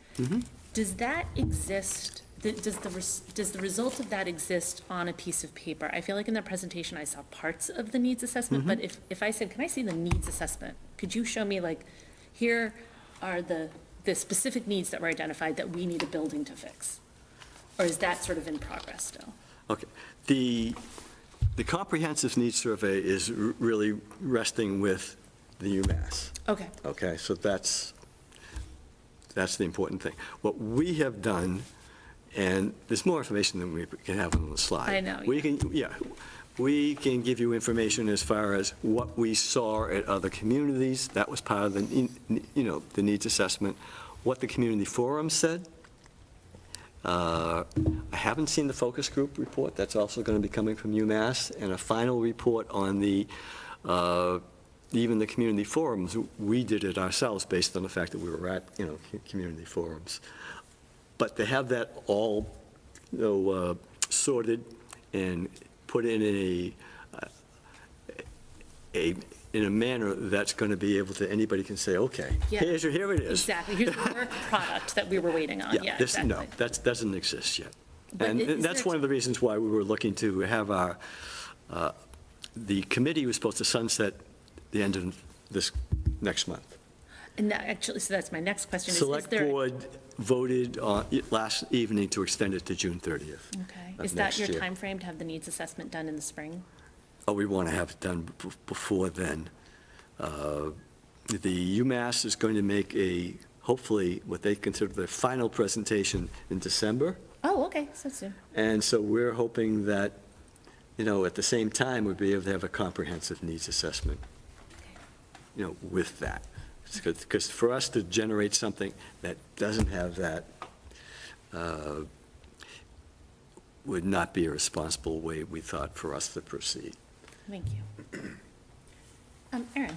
So I guess as a follow-up to that, based on everything that you presented, and thank you, that was very thorough and helpful, how do you discern needs from wants? Mhm. Well, some of it's going to be the economics. It's as far as, well, before the economics, people's, like, say, mental health needs, that's a need, that's not a want. Right, so like having a Healthcare. one-on-one space, then that becomes a Right. need. Yes. But like, for example, we don't Healthcare. have an exercise room right now at the senior center, right? I know they've done like balance classes or maybe some yoga, Tai Chi type thing, but how do you know if you build a gorgeous fitness room that the demand is there to then use that large space? It came up in every one of the forums, and already from the preliminary information from that UMass gave us last evening, that seems to be a high request. Great. So that's, yeah. Can I just add to it, too? So one of the reasons we did the benchmarking was to understand a lot more about that also, to see what's going on in other communities, what are the kind of the must-haves, if you will. Maybe there are possibilities of sharing things. Maybe not every single center has to have everything. But there's huge demand for exercise classes at all locations. It's not an issue of, gee, it's only in certain ones. It's everywhere. Is it, all sorts of, a huge fitness center? Maybe not necessarily that. But the need for space for those exercise classes, multiple classes, multiple times. Crafts is big. Yeah. Also things that the games, different kinds of card games, board games, those kinds of things. That's, if you had the space, the outdoor things would be also. But one of the things I had mentioned earlier, it came up all the time, and so we identified it as a need as opposed to a want, is space to socialize. That they don't have to be going there to do something other than just to meet people and talk with them. Some of the people that go to the library, but the library's not a place where you're supposed to talk and engage, but that kind of need to get out and to be able to, mingle with other people, we feel that's a need. Thank you. A commercial kitchen is a want. Finish your answering your question, I'm just. Oh, no, go ahead. Finish. Okay, so I think, the extent of exercise thing would be where the need bumped up against the want. Okay. And also, in every instance, it's a matter of, is there another way to accommodate that need? I think that's something that we're going to be looking to the recreation, to the school department, to the library. We don't feel that this has to be, self-contained. It's a community, issue, especially if it's going to be a community building, which is what we see it as, yeah. So, one of the things I wanted to know, and this maybe follows a little bit of what you're saying, is the UMass data going to be segregated by what age responded in a certain way? For example, seniors in their 60s maybe are more likely to want exercise classes versus seniors 80 plus want card games, and I'm really overgeneralizing just based on my own parents. Sure. Like what people are able to do, because I think it's useful to say, also know what is the age range of the population that most utilizes our senior center right now. And then people maybe who aren't going because they say, well, I'm active, I don't want to do those things. So will the UMass data be able to tell us by age what people want? Fidelis raising his hand. Yeah. So it might be a good segue for Gene. So UMass Boston actually gave a preview of the information last night, and Gene was going to show us that presentation as well, which had a lot of really good information, I think. Yeah, I mean, I saw it last night, but I didn't. But specific to your question, I don't know. I mean, that's. Because seniors, I think, want different things. There's a lot that's happening, just like you're saying, well, we're building a building for kids. Well, which kids? 5-year-olds or 18-year-olds? It's the same in the senior And range. seniors just can't be age segregated either, because an 85-year-old might be more active than a 75-year-old. So and we tend, once again, to kind of like say seniors, but it's important to know who we're talking about. Right, and like, I also think when you talk about, well, if seniors are wanting Zumba classes, then in my mind, I'm thinking, well, then you ought to be able to walk from the CVS parking lot to Walgreens or something. If they're around in our spaces, because you're able to do a Zumba class, you can Right. walk. Whereas certain other seniors maybe need to be closer, because they can't go up a hill. So, it's just useful to know who's answering which way. Because if we have also, there were a fair amount of, the 18 to 49 group, and you don't want to build a senior center based on only their responses if you're trying to really accommodate an unmet need in a certain group. I would think they have coded it so that they would know, but I'm not going to speak for Yeah. UMass. So another question I have, and it gets back to that assessment, can you identify the relationship between the assessment of programmatic needs? So here are things seniors want that we can't, like Mark, you mentioned meals, right? That is a thing that we can't accommodate at the scale that the demand is, versus building needs. The elevator is too slow, the bathroom is on the wrong floor. And because I'm a little confused about, are you assessing, here's everything we want to provide seniors in the community, and then what would be a building that would accommodate that? Or is it, the building doesn't work, what building, do you know what I'm saying? Like, is it an assessment of the building or an assessment of the programs? And if it's both, what's the relationship? Okay, I think what we're trying to do is, and that's why I think the Walgreens thing confused things. Yeah. But understandably, because the opportunity was there, and so we have to take it seriously. The thrust of what we've been trying to do is the first part of what you said is right. What are the programs and services that people would like to see? Yeah. And then, when you have a formal feasibility study, you give that to the people that are conducting the feasibility study and say, how much of this can you get? And then cost out. So if we, just like what Stoneham was going through with their high school, the high school, it's kind of like, all right, here's what we wanted, and now, okay, but this was good to have, but we had to cut back, and so here, what we're about, what would we like to see in a building? What are the things that, and also then to identify, just as we were talking, what are the needs versus the wants? And to focus on the needs, because if we can get a couple of the wants, but we can't get a couple of the needs, that's not good. Absolutely. So that's our focus is, let's try to get a building that's going to meet as many of the needs that the community has identified, and what's important for us then to also know, is it going to be a community center? Right. Multi-generational, Yeah. or is it, and usually we have to be careful. It's interesting when talking with older people, they're saying, well, kids already have enough things. I mean, that's what we hear. They got all these schools and all the money that we're paying, 2/3 of the tax things goes to schools, and we're 27% of the population, and what do we get? So, but the last thing we want to do is be setting generations off against one another. Oh, absolutely. That's the last thing that you want to see. So I think it's important to be able to say, all right, the seniors deserve to have more than what they have now, you know? UMass has already identified that building can't provide Yeah, clearly. what they need. So what can we do to satisfy, that's a need, you know, for senior services.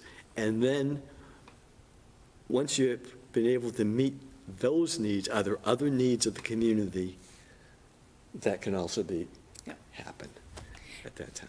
And it would seem to me that maybe, and I think Mary Ann, you kind of referenced this, it would seem that between those two steps, there is an opportunity to look at other spaces. So if the first step is, what are all the programs we know seniors need to be vibrant and included in the community and take care of their social connection, mental health, physical health, all of the things. So here's the list of all the programs we need to offer. Before you jump to a building, it seems like in the middle, you'd be like, that one program could be accommodated in a different space. So, you don't necessarily need to build a building to cover 100%, maybe you need to build a building to cover 80%, because 20% of the needs could be met somewhere else in town. So is Right, that also, kind of part of your thinking? It sounds like it is. Right, because you don't build something for the highest possible, number of people that are going to be there on a special occasion. Right. You just, You can't. You can't do that. Well, you could do it, but it's not a wise use of limited resources. So we're trying to, we're going for what would be an improvement of what we have now, mindful of the fact that the elder population is going to increase, going in 2030 is the big date. But see, this brings up, and I'll just quickly mention this, the fact that one of the biggest issues for elders in this community is that they feel like they can't afford to live here any longer. They got homes that they can't take care of. And it's not even sometimes financial, it's just that they physically can't do it. So they move up to Peabody, to the Brooksby. I get flyers from them all the time, and there's a lot of Reading people have moved up to Brooksby. I would like to think that we can retain more of those people if they feel like service, because we're not just talking about, at least what I'm thinking in terms of a building, we're talking about a building out of which people can go, just like the nursing case manager, into the community and provide, identify needs of some of those people that are never going to be able to go to the community center. And what can we do for those people? That's, to me, a key part, as well as having more diversified housing. And it's we used to talk about starter homes, we need finishing homes, Instead of taking every, instead of taking every, cape and building, doubling the size, some of those capes would have looked very, very attractive, some of the older people. Can I just add to what John was saying? I think very much need-driven, and there's John mentioned this, there's kind of a fiscal responsibility piece that goes with it also. So certainly we could envision something massive and horrendously expensive and accommodate all the needs. I think there's an understanding that that's probably not what the community is really looking for. And there's actually a little data that Jean's about to share that'll help kind of think more about that. So it's kind of putting together those needs. We had some discussions. Initially, people say, oh, we're going to need X hundred square feet for this activity. Yeah. And we kind of discouraged that and said, how many people? What's the need? What's the activity? Is it dedicated? Is it shared? One of the things that constrains us right now is there's really one room. And whatever you want to do, that's the room, period. And that doesn't mean just no concurrent activities. It means go through the one entrance and exit, you clear it out all the way, you clean it up, you bring somebody back in. That limits things also. So multifunctional rooms, things like that. Those are all in play and part of the discussion based on what people say the needs are, and understanding that there's, at some point, there are needs we can accommodate, and maybe there are other buildings, or maybe we can't accommodate them. That's kind of the hope. And if I could just jump to the opportunity at 17 Herndon kind of came in ahead of the process that Recalc had planned. And Is it, hey, you have to do it instantly? It's not quite that. Could we kind of continue with the whole process? There's some risk in doing that. So the question was, what are the things that we could do? Can Recalc respond quickly to looking at this opportunity? And then at some point, there's got to be a mix between what are the needs? How could we accommodate them in this building or others? There aren't, unfortunately, a whole lot of open spaces or open buildings in this town that we could work with. How do you put that together? Is there a fiscally responsible solution? Putting all that together, and then to town meeting, and then to the voters if it proceeds that way.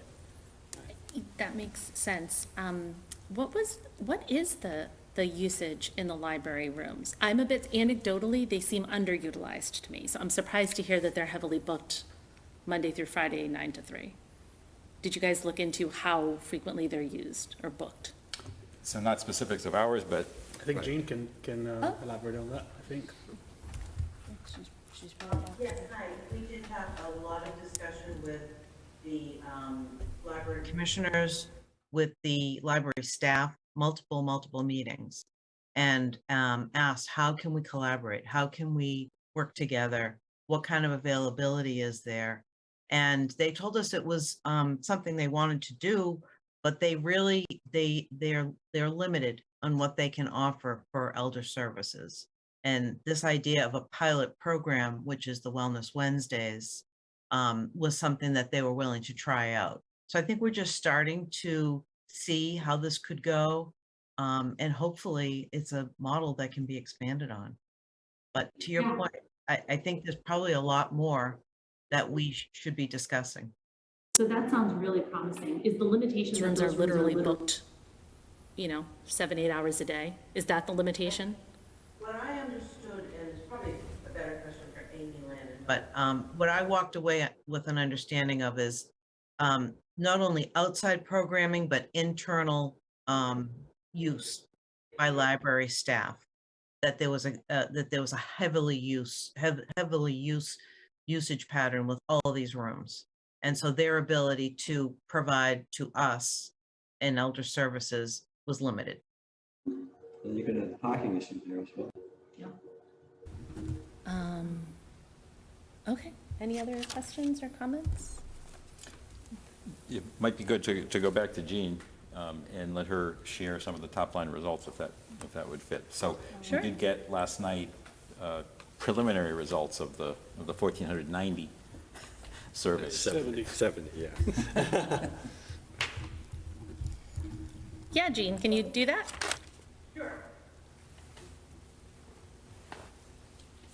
Hopefully the sharing works this time. Yeah. Jean's a pro. Look at this. There you go. Okay, great. Thank you. And I just want to say a quick thank you to the team, to Recalc. Thank you, John, for the presentation. I'll try and go quickly because I know John covered a lot of ground, but also a special thank you to the rest of the team. I know there's some other staff. I think Jenna's on the call. Jenna and I have been working hand in hand with Recal, and then before that, Kevin Bowmiller. So it's been a great effort, hardworking committee, and now with UMass providing the subject matter expertise, I think we're well on our way. And UMass was nice enough to allow us to use their presentation. Caitlin Coyle is the lead on their team. Sarah Somerville and Beth Rouleau are all the UMass folks that we've been working with at the Gerontology Institute. So again, I know you have already heard this a couple of times, but I wanted to just frame this by saying we engaged UMass to lead a community conversation. And community engagement, for those of you who know me, is something I've spent my career on. And when we start thinking about a vision for a new center, whatever kind of center it is, community engagement is, in my opinion, the foundation of that work. And so what UMass has done is they've put together a number of ways for us to hear from the community. And the Recalc has been basically an advisory to guide that process along as well. So I think it's worked really well to what I like to call a pre-feasibility study. we have the funding from ARPA, thankfully, for a feasibility study that will drill down to all the components of, can we afford this? And do we trade off that? And what's the priority and how many square feet and what does it look like? Just like we did with the library, drilling down into that process. But before we get there, what this work does is says, what will the community support? And what do people, when we ask them, whether it's in a community forum, a focus group, or this community-wide survey that went to over 20,000 people, 18 and over, it was community-wide, not just seniors. Tell us what you think, and we had a 24-page survey. What I'm going to show you now is just a highlight of some of the key questions. So I'm going to run through it on the quicker side. I know you got a full agenda. So here we go. I know 1470 was the total, and John mentioned there were 2 blanks. But the key point here is we did get a 7% response rate, and I think that's a good response rate. We sent out over 20,000 postcards, and we did also really make it available to have both paper surveys and surveys that could be done over the phone. I've heard from a lot of people in the community, you know, it's all well and good to have these electronic ways of communicating and doing things, but not everybody uses that. So please make it available other ways. And I also want to give a shout out to the Council on Aging.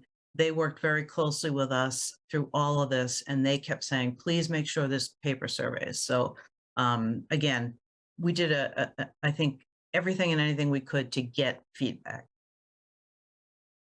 This just runs through the demographics of the groups that we heard from. And as John mentioned, we were delighted to see in the younger category, 18 to 49 age group, that we did get a good showing, 20%. Obviously, the majority of the response came from the 50 and over. And then the missing category are people that didn't want to put their age. Some of the other demographics, you can see it was more heavier towards the females in terms of who responded. And then there was a mix, 34% were working full-time, 11% part-time, and 39% retired. Moving on to what the space and location preferences were. So the big question that Recalc has been trying to answer is, should we be planning for a senior center or a community center? And as you can see from the graphic here, 48% said make it an all ages center with designated space for the 60 plus age group. So that's my way of looking at it. About half said make it an intergenerational center, but with the provision that there's programming for seniors 60 and over. And then there was another 33% that said just make it a senior center, and then the rest you can see in the graph.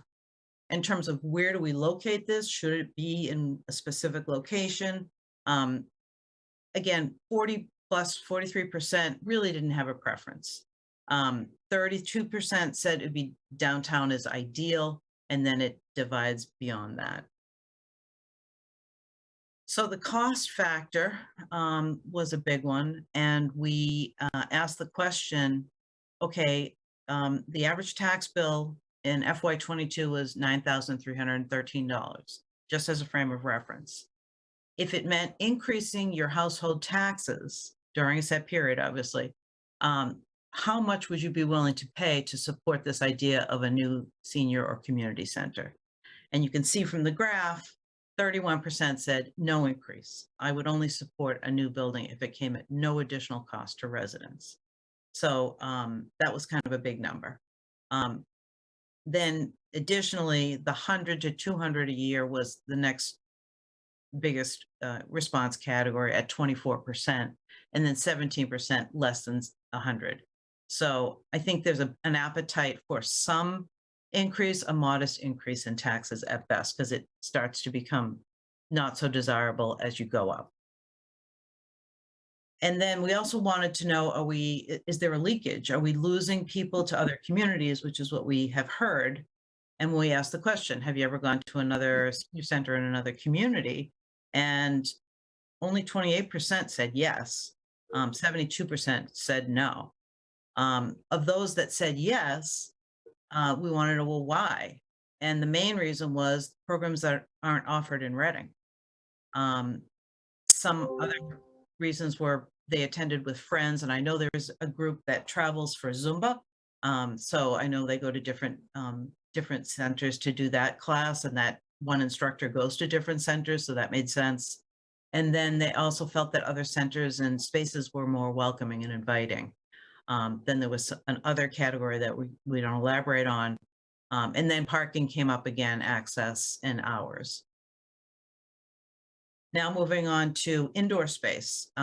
So what indoor space would you prioritize in a new center? And there was a limit on how many you could pick. Well, number one was the multi-purpose space for small activities, book clubs, meetings, card games. Second to that was the exercise classes, the yoga, the Zumba, Pilates, and then the multi-purpose space for large group activities, the concerts, the lectures, the parties. And then you can see from there some additional things that were priorities. The kitchen came up again, this idea of informal socializing space or cafe, having dedicated arts and crafts, and space for games. In terms of outdoor space, we said, all right, well, what kinds of outdoor spaces would be important? Number one, people just really like the idea of comfortable outdoor seating. You know, they want to sit outside. Picnic tables, outdoor dining, those was the biggies. And then behind that was, you know, how about some lawn games, bocce, cornhole, croquet, a gardening area, a walking area, maybe some team exercises. We heard from the pickleball people, and then a playground. The accessibility features, you know, the kinds of things that people wanted to see were, you know, can you please not charge for programs? And so little to nothing on the actual fees associated with programs. Parking came up in a big way after that. Being able to use the facility on the evenings and on the weekends, and then running multiple programs simultaneously. Transportation we know is a big deal, and door-to-door transportation was right behind that. So this is kind of where we are. The comprehensive survey is being analyzed now in the crosstabs. So to your point, Mary Ann, there will be some crosstabs. I'm not exactly sure if it'll come up the way you were describing it, but there's a lot of cross tabulations being done by the Gerontology Institute and qualitative thematic codings of the write-ins. We did get a lot of write-ins. So that all those survey findings will be synthesized, conclusions and recommendations will be developed. And the final report right now is going to be a joint meeting between the Select Board, Recalc, and the Council on Aging. And I believe we are still looking at December 6th for that. Jean, thank you so much. Any questions about the survey? Anybody on Zoom? No questions. No hands raised. All right. John, thank you so much for being here tonight. That was a lot to go through. We really appreciate it. Thank you for your time. Thanks, John. I'd like to poll the group. Would we like to take a 5-minute break before diving into Killam, or like, yeah? I think it's a good idea, but I also do think it's getting late, so I'm gonna be like a jerk. 9:02, we'll resume. I can just call a recess, right? I don't need to vote for that. You don't need to vote for that. Oh, the power. All right, I call a recess for 5 minutes. Take a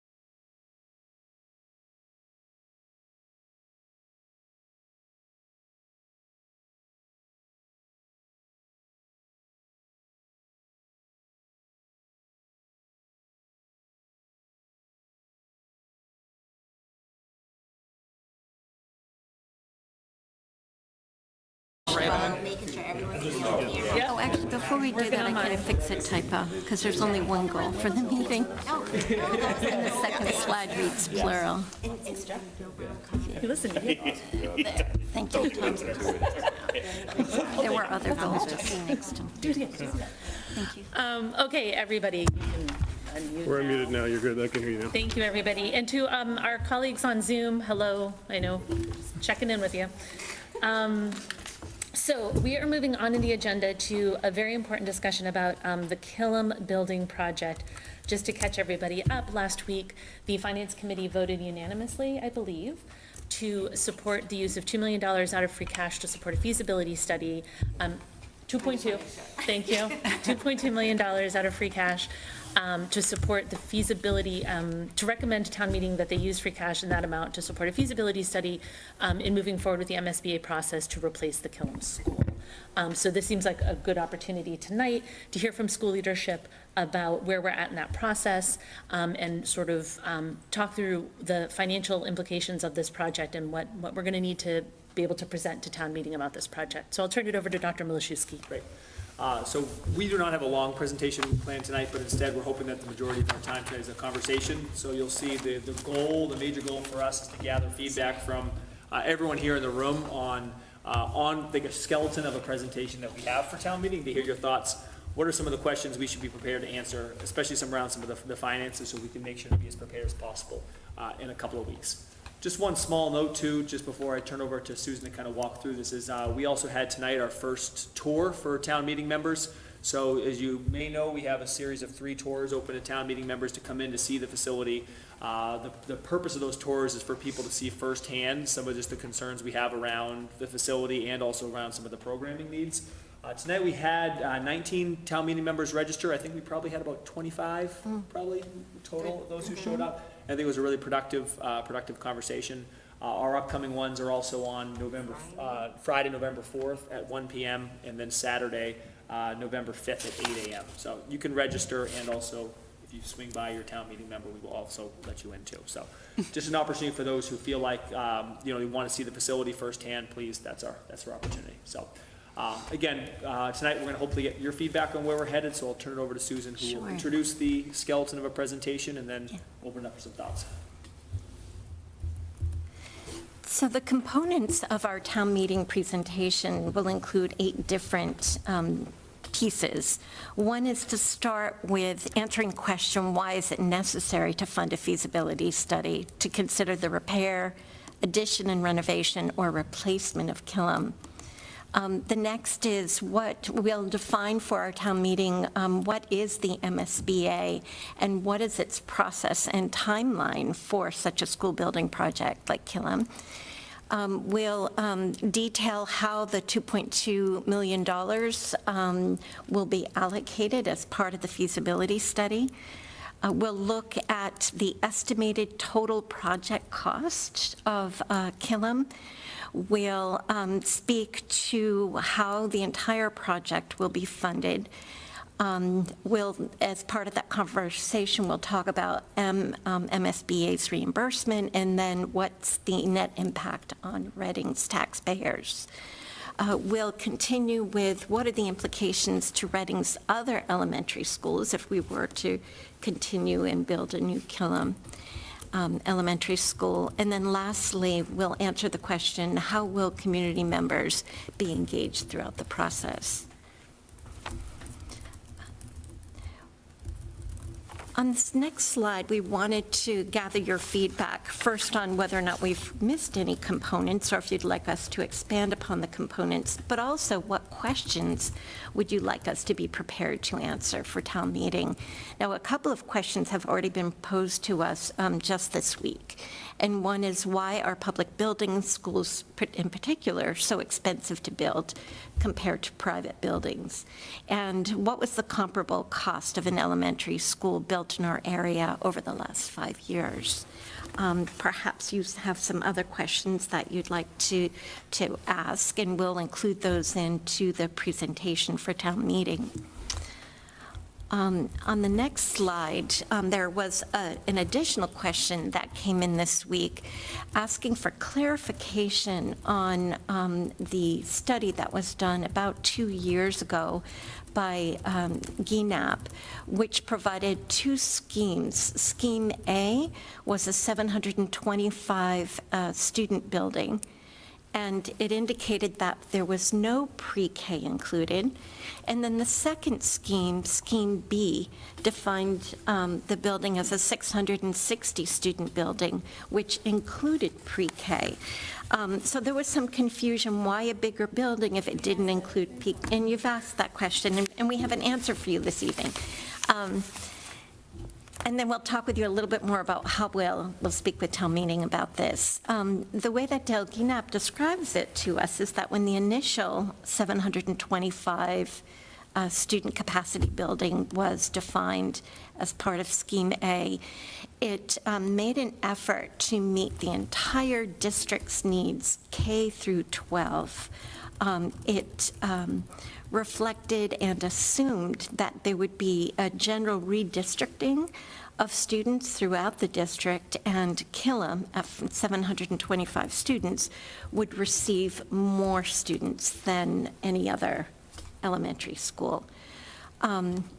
There were no expectations or assumptions made about including any pre-K classrooms within that larger capacity. Now, Scheme B focused on the Killam building, but only to meet the neighborhoods, Killam's neighborhoods needs, pre-K through grade 5. It reflected projected enrollment growth, and it was built to maintain the 2 current pre-K classrooms that are currently in operation. And that's why it refers to the fact that it includes pre-K. It doesn't. The only schemes that have been considered, or the feasibility can get broader? Feasibility can get a lot broader. Yes. It could be Well, just Killam, no redistricting, no pre-K. and right. All of redistricting and pre-K, a lot of options. Yes. 'Cause I think we had this conversation internally. It Yes. seemed a little counterintuitive to us to see those numbers and the pre-K and no pre-K. It seemed like it was a little bit flopped. We hadn't really thought internally, looking at enrollment numbers of the 725 student building, that wouldn't include pre-K. Yes. So I think you're right, in the feasibility study, all of those sort of, more broadly, we look at all options. So there's just one more slide to share with you. Another question came up, and I included it on a prior slide. The question about, could you share with us what the reimbursement rate and what the costs were for other elementary schools built within the past 5 years? And Dale GNAP's staff prepared this slide for us, and we added a column which included the date that MSBA met to approve the project. So this gives you some idea of what the reimbursement rates were and the total cost for some more recent build-outs.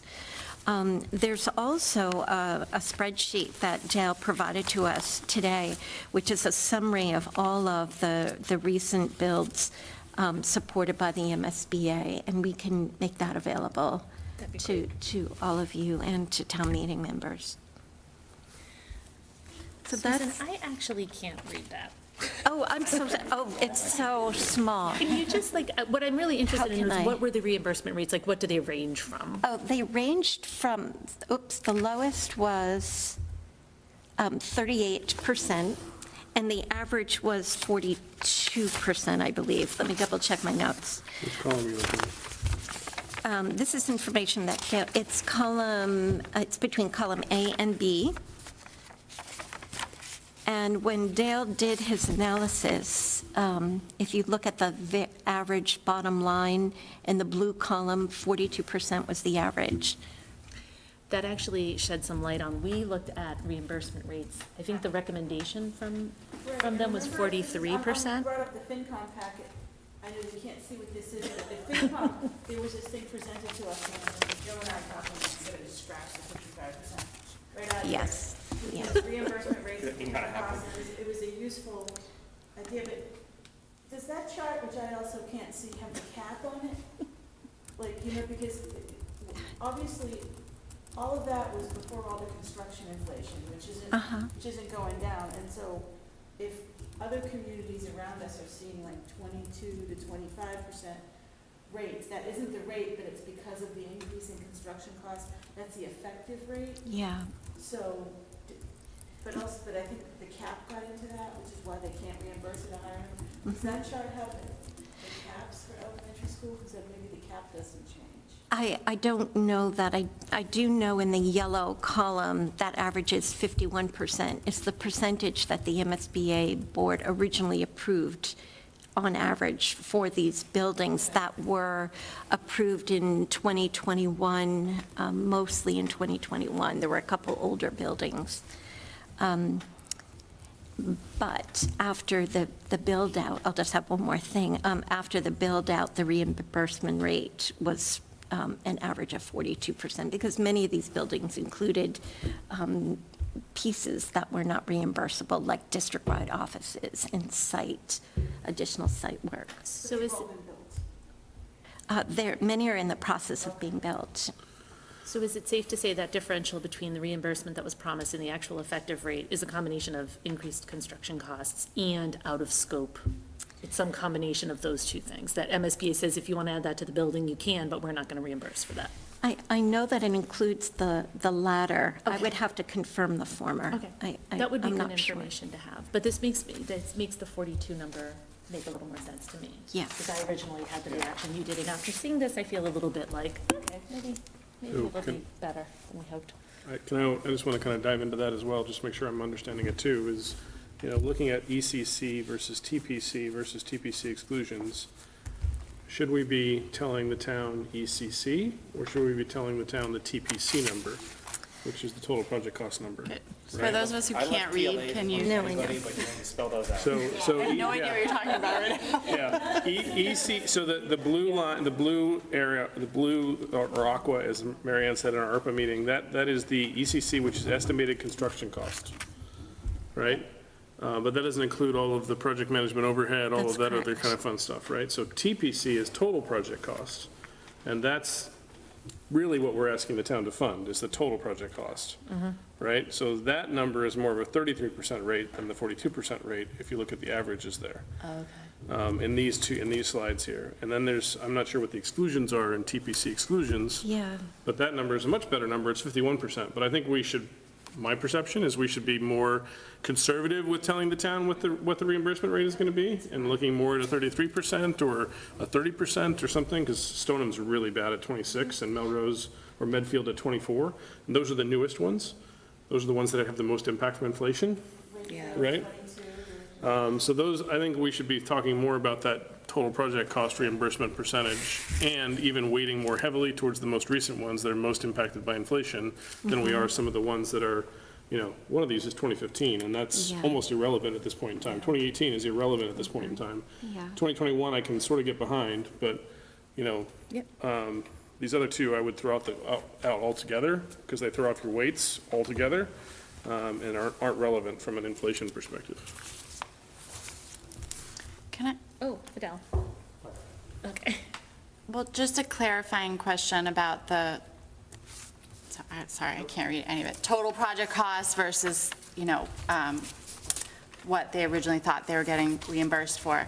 How much of that, because I know we've talked extensively about this 2.2 million, about the importance of like a extremely thorough feasibility study. So how much of that is maybe they weren't as thorough in their feasibility study, or was it literally like the project ended up being more than they budgeted for? So I'd like to have a better handle on that, because, part of what we're convincing people is that we need this high 2.2 million, which feels high, generally speaking, because we want to check every angle to make sure that when we have a design and a price tag at the end of that, that it's as accurate as it can be at that time. So I'm hoping there's then not a big difference between what, the project actually costs versus that number. Am I making sense? Yes, Okay. I think something we haven't done, we just got some of this data from Dale today. I think something we haven't done and we should do for town meeting hearing this is be able to tell the story between some of those towns that have just been, sort of right now we're going through this process and we're able to see what was sort of the commitment from MSBA, then what ended up what ended up the town having to, sort of the taxpayers have to end up, supporting.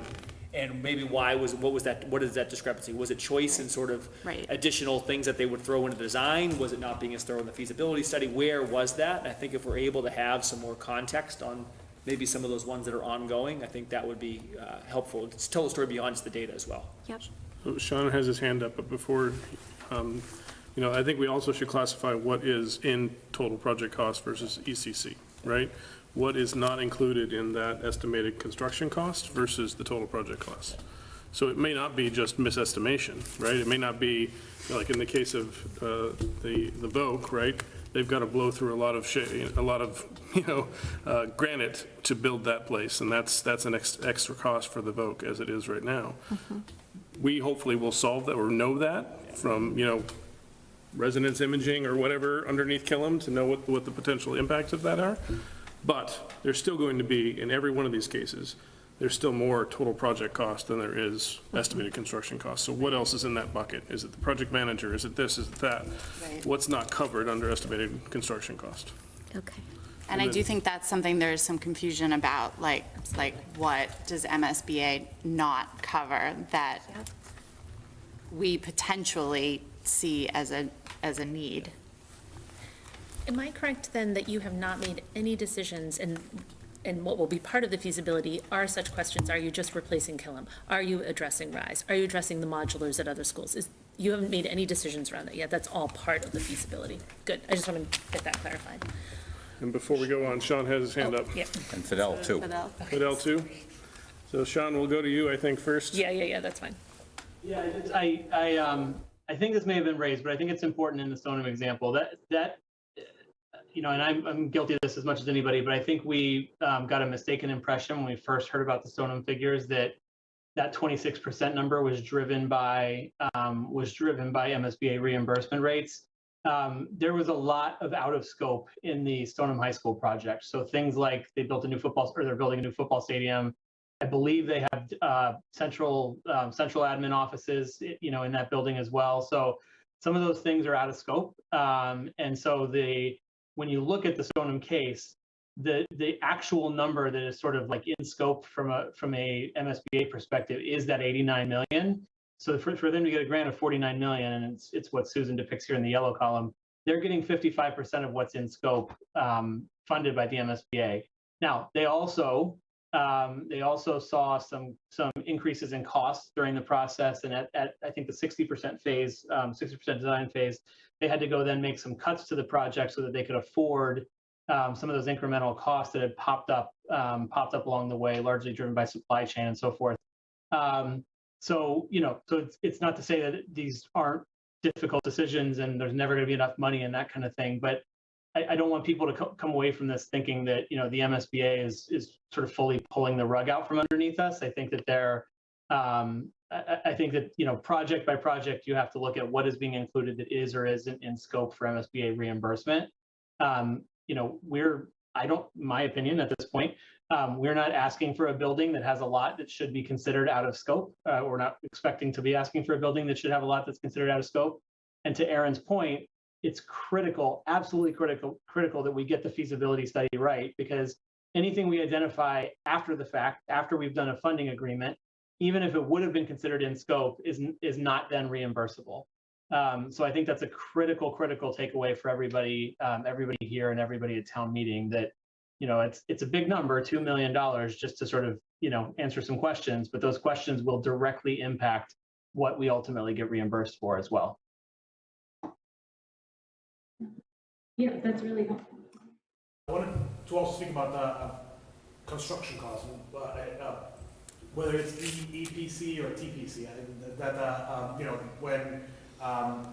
when we initially were talking about Killam School, we thought that $80 million was going to be on the high end, right?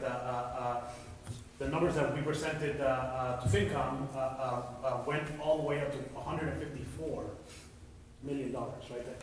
And if you look at this, you know, a high school is $189 million, right? I also want to be careful what number we throw out there in terms of costing. When we reached out to our bond counsel, we thought $120 million was in, you know, was way out there, right? I think you know, we do want to show a comprehensive number, but we also don't want to say the sky's falling, right? I mean, in our first financial forum, Sean Cronin came, who's on the board of the SBA, and what he said is that they are seeing that projects that are 2 or 3 years out will be on the downside of this. That is something that's happening. Yeah, the more I think the sort of, we got some numbers at our meeting last week, and as we're talking tonight, I think there's no way we can give town meeting a number. So I think a range is the way you have to go. You have to say, assuming sort of best case scenario, and you actually did this, it's exactly what we did, a lower project cost, lower reimbursement rate, higher project cost, lower reimbursement rate. Like, we're anticipating a project that's going to cost between this and this. And when people say, wow, that's a huge range, why don't you know? The answer is we haven't done the feasibility study. That's it. But people do need to have a sense of the range. And I think there's a good reason why you don't have more specifics than that. So maybe instead of 4 boxes, maybe it's 2. And it's sort of a beginning number and an ending number. And if people want to gradually go in there, we can do that. But really, you're looking at a pretty big swing. And it's a very expensive building. That's kind of the gist. Mark? Thanks, Jean. Susan, you asked the question of the 8 questions. When I read the first question, if you could just jump to that slide for a second. I expected it to be, no, up one more, sorry. One more? Slide up. That one. Why is it necessary to fund a feasibility study to consider the repair? I thought it was going to say, why is it necessary to repair, renovate, or replace Killam? As kind of the first question that people are going to be interested in. Why are we here? I think Susan said that was going to be the first bullet on her presentation to town meeting. Okay, so, sorry. That's the rationale. We're going to focus on what's the rationale for. But I totally agree with you, and I actually had a note on that. I think it might be nice to hear from either Joe Huggins or the principal of the building, or someone else who can speak to the needs of the building.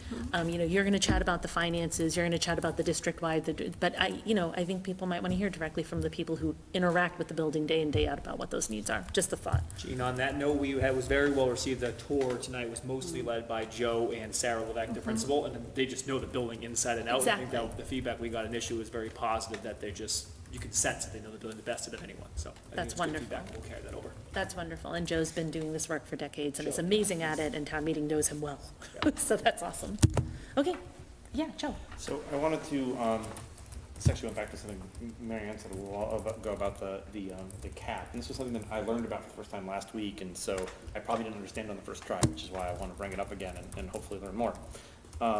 So the way it was explained to us was that, so there's a reimbursement percentage that MSBA aims for based on like community income level and things like that. But then there's also a cap per square foot based on some wonderful 10 minutes ago when everything was way cheaper view of construction costs. I think it's $366 or something. I'm looking at. Right. And so when we're deciding what to put on, because I agree enthusiastically with the approach of showing some range of options, like along the lines of what was in the FinCom packet, but maybe fewer matrix cells just to keep it a little simpler. I like that, but I'm on FinCom.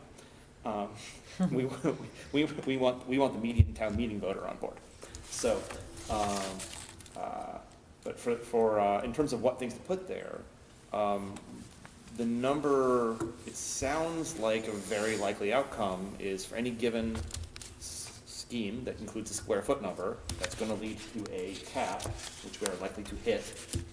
So then that becomes it's not a reimbursement percentage, it's a reimbursement amount, but it's very easy to predict and is a relatively likely outcome to present on that as far as probably the upper bound of what we would be getting.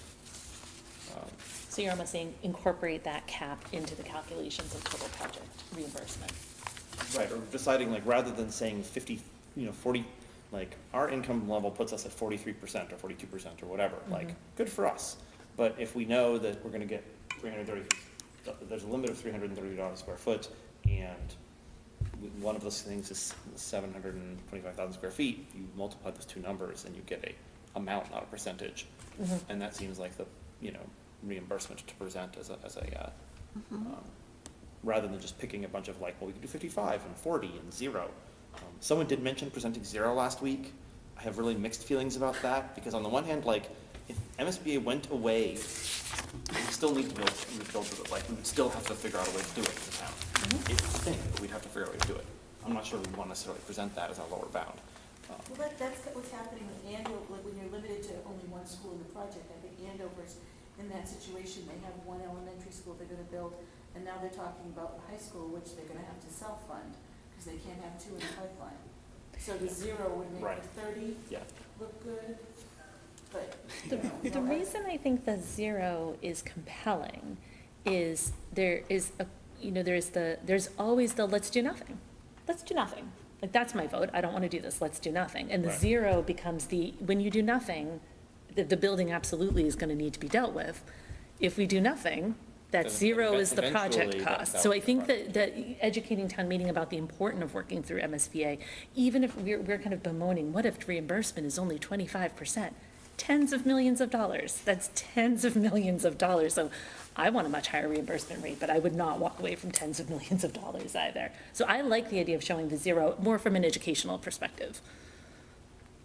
So Susan and I had gone to the Hildreth School in Harvard just a couple of weeks ago, and one of the examples they gave of a town, which I won't say the name, who was entered into the MSBA process twice and declined. And they ended up footing the bill for their building years later, and it showed the actual numbers of what happened. So an example like that might be helpful to hear. Yeah. And we have to also be, I think we have to talk about total project costs and what's reimbursable, right? Right now, it's in the 300 some odd dollars per square foot. The gentleman, the OPM at the Hildreth School was talking about, right now it's in between $500 and $700 per square foot. So it's significantly higher, So that variable cost is huge for us too. And I think, I don't want to put words in your mouth, Tom, but I think if I heard you correctly, you were kind of making the point that you show some of the worst case scenarios, because I think it's better to show that and come in a year or two with a lower number and say, okay, like now it's looking to be this. And I would worry about being overly optimistic at this point in the process. Town meeting votes the $2 million. Now, a year later, it turns out the project cost is substantially higher than we said. I think in terms of building trust, I'd rather err. I like the idea of a big range, but I like it being a broad range that goes pretty high and says, worst case could happen, and in eyes wide open kind of thing. And did I kind of get you right? Yes, I mean, it's the old adage, don't overpromise and underdeliver. Exactly, right? Exactly. I'd rather underpromise than overdeliver. Especially in a situation like this where we don't know what the reimbursement will be, we don't know what the total project cost will be, we don't know so much that we're going to have to make some pretty big guesses. Karen? Just in terms of presenting for town meeting, so you got 25 today, you get 25 tomorrow, and 25 at 8 a.m. on Saturday. Still only 75 town meeting members. Can, I don't know, and maybe you've already done this, can Joe and Sarah do a video of some sort that we can put it online ahead of time, but if it's a short one, showing the highlights of the worst parts of the school, you could still show it at town meeting, and because you're gonna get a population that doesn't go to see it, and it's always good, pictures are worth 1,000 words, and we went through this process, Mark, I don't know if you remember, when we decided to not to build a new water plant, and we showed pictures of the Ipswich River with fish gasping for air, and people said, yep, you have to join the MWRA. So that's kind of a crazy example, but it works, and we've done it. That's really good feedback. I think something we do have, we have a plan to have recorded either the Friday or the Saturday, and our plan was to use that eventually, hopefully in the next phase too, when we're kind of working with a broader constituency possibly, to be able to say, here's the video footage of, you know, Joe speaking about sort of the issue with some of the, you know, ADA compliance or different things like that. I love the idea I of suppose having it even a ready. slideshow or narrated Something. slideshow, I love something. it. I love that idea. We'll work on that. I actually have a financial question that may be more for Sharon. I would be interested to know, how have we done debt previously in Reading for school projects? Because for a lot of us, for me, this will be my first building project in Reading. The last new building or major renovation to a building that required a debt exclusion predates my time, and I've been around a while. The last new school was Wood End, and it was built 20 years ago. 2003. And I'd be interested exactly, like, I'm assuming 30-year debt for this project, but I'd feel better if I knew that that was typical of other communities. It's that typical of how we've done it in Reading in the past. So I'd like a little bit more, this is more of a Sharon and Fidel question, but a little bit of detail about what assumptions, when we make those numbers for town meeting and say, here's what the total project cost is gonna be, and here's how that's gonna impact an average taxpayer, we're gonna have to make some assumptions about how many years that debt is and what the interest rate is. And I would just like to know, is 30-year debt typical? I believe it is, but I'd feel better if we could say that confidently. Yeah, we have bond counsel, right, it's a tax expert, and I think what is being told is that, you know, right now it's really bad time, right, so rates. Of course it is. Inflation and high interest rates. Even said that some places are going to 40 years, just to stretch that out. So comparing 2004 to now is, you know. That's fair. That's fair. And it may not be, I'd like to know how Wood End was financed, but I'd also like other communities, the ones that were just built, what debt structure did they use, and are our assumptions aligned with that, or are they out of line with that? That's something I'd like to know. Karen? Thank you. Just like in our own personal lives, we can refinance debt, and the town aggressively did that and got us all of our debt down to like very, very low numbers. So, you know, again, the fingers crossed. So we start out with our best case scenario, and we just look for opportunities to do better. I think that's a really good point, because even if interest rates are higher than they were 3 years ago, and we wish, you know, we did actually as a time leverage borrowing a year ago to maximize on the lower interest rate environment. Karen, you bring up a good point. When you're borrowing for 30 years, you borrow when you have to because the MSBA is offering the reimbursement, but you know when the interest rates eventually go down again, you can refinance. That's a really good point to make for town meeting, for sure. Yeah.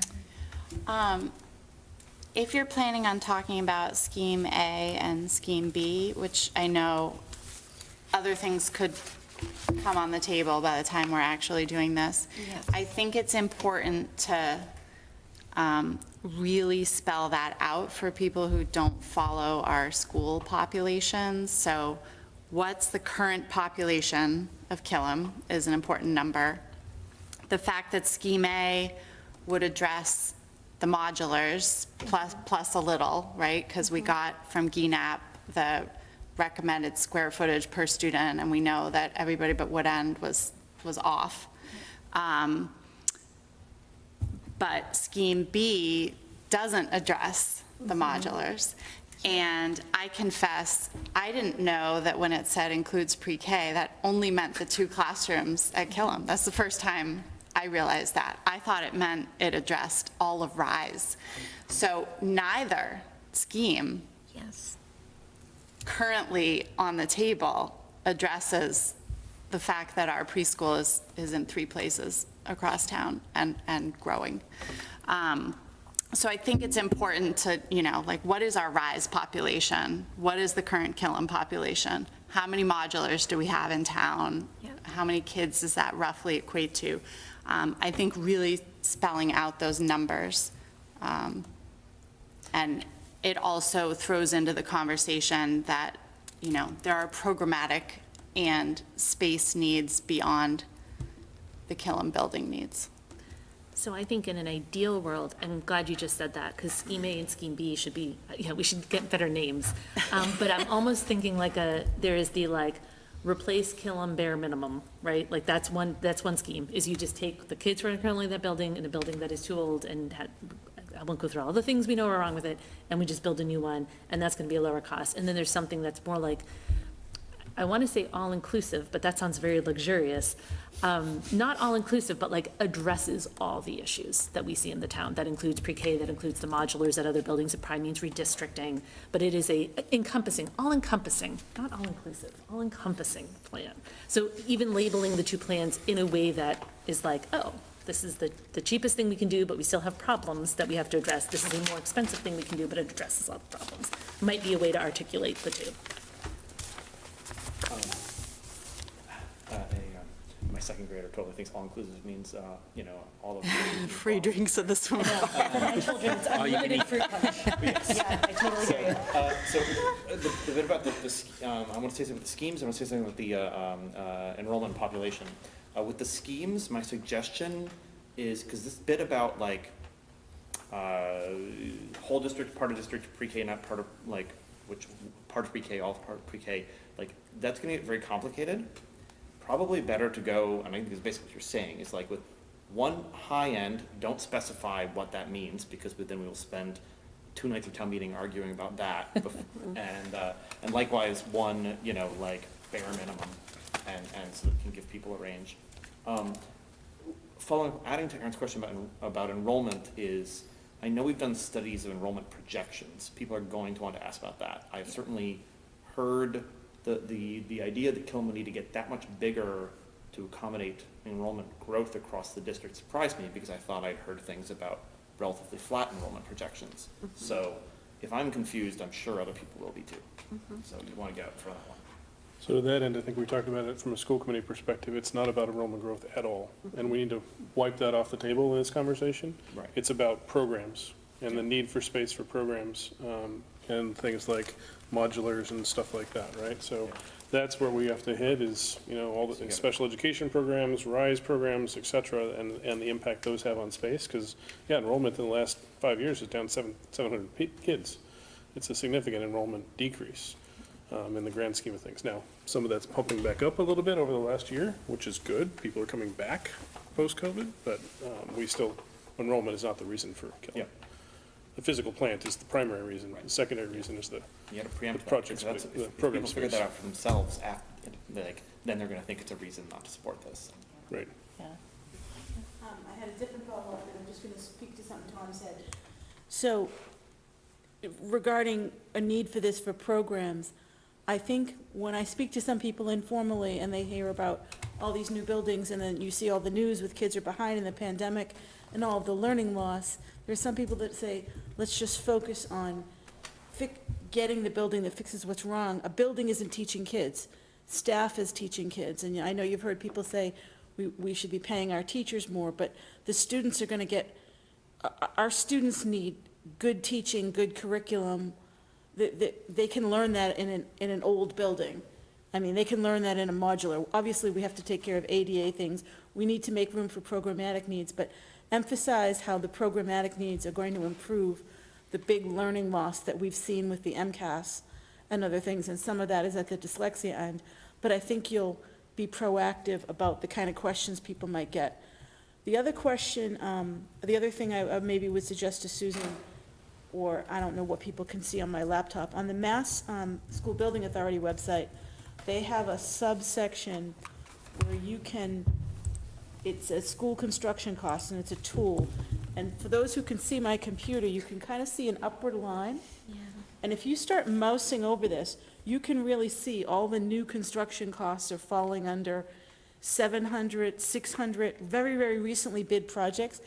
And I, like, with a picture worth 1,000 words versus going through a table that people in town meeting are going to be strained to see, maybe something like this, even if you're not making it interactive, you can say, look, just since 2019 to 24, the line is trending up, and I'm mousing over here and seeing local places, you know, $825, Boston Quincy Upper School, Stoneham High, $741. These are square foot costs. So people will see this is real, and look at all these schools. We're not making this up. This is right from MSBA. So I think it's a useful thing to demo right on. I'm looking at it as you're speaking, and I'm finding it useful, just seeing what everybody's paying. Just so when people say, why does this cost so much?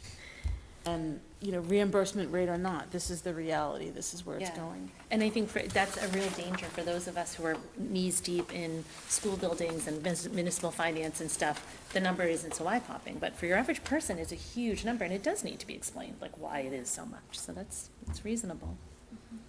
And I don't want to, I know we did not spend really any time today at all talking about why, but obviously at town meeting, you have to really educate people about, I think the only reason we're not is we all know, because we're all in this, but spend a lot of time talking about why the building simply needs to be replaced.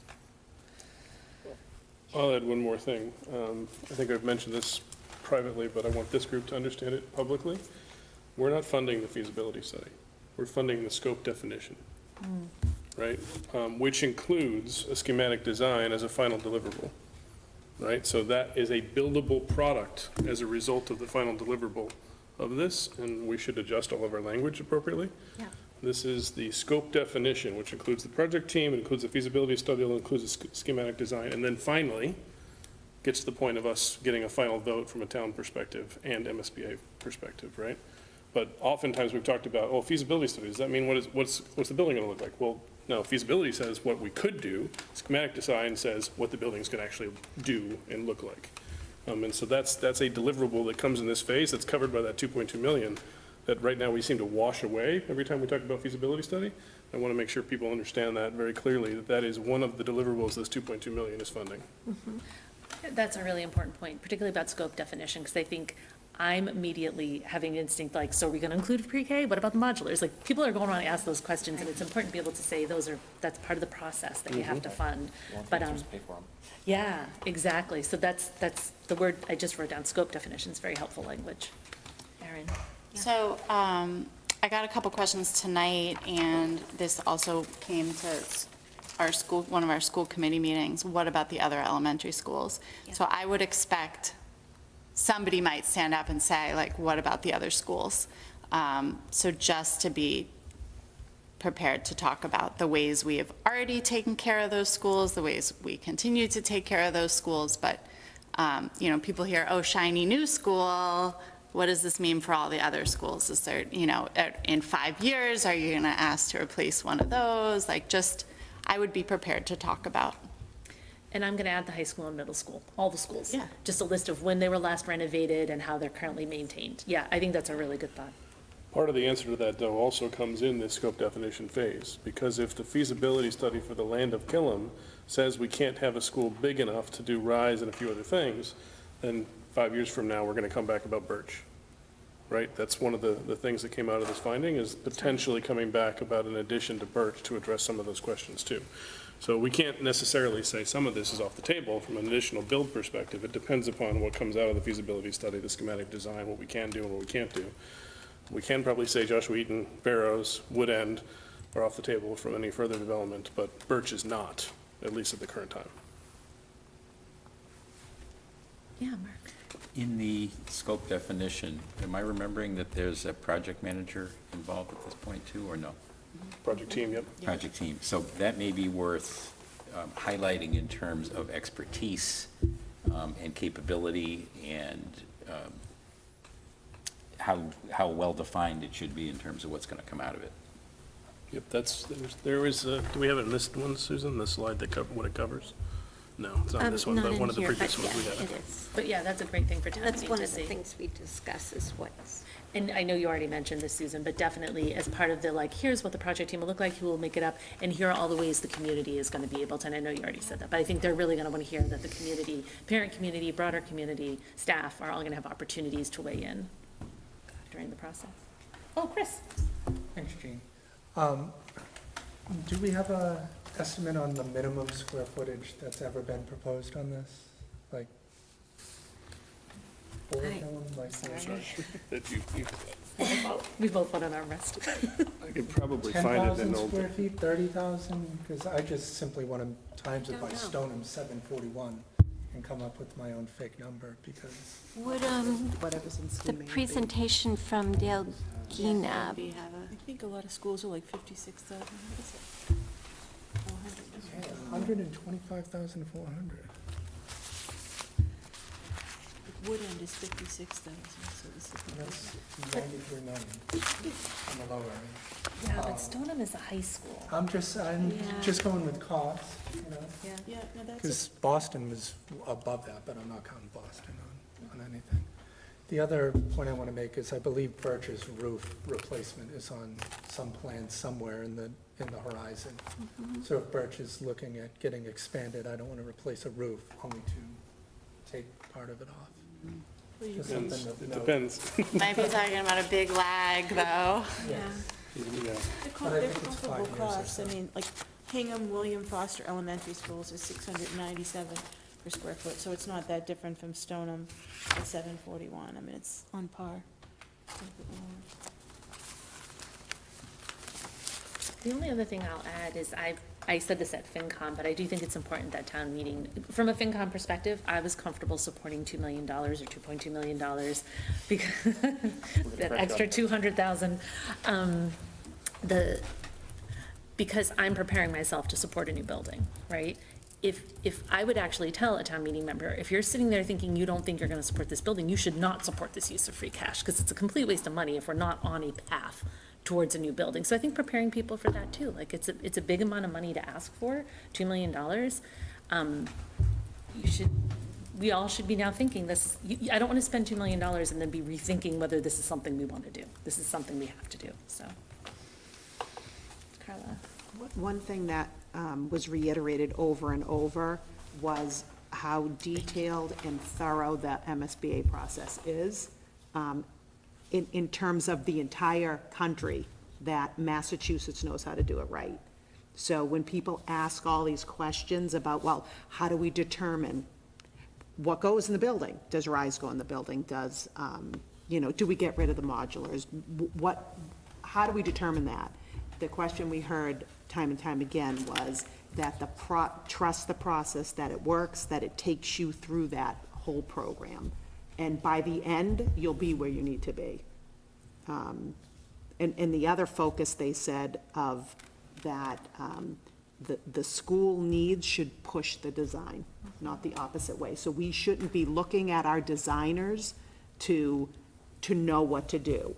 We need to be there to force upon them, no, your design isn't right because it's not going to meet our needs. So that push from our end to the designer's end. I am really reassured to hear that, because I think that's just good planning, is you figure out your needs first, and then you figure out what the building, that's very reassuring to hear. Because you force the engineers and the designers out of their comfort zones to say, and these engineers and designers are building people, they're school people. It's not like they're coming from, highway work, okay?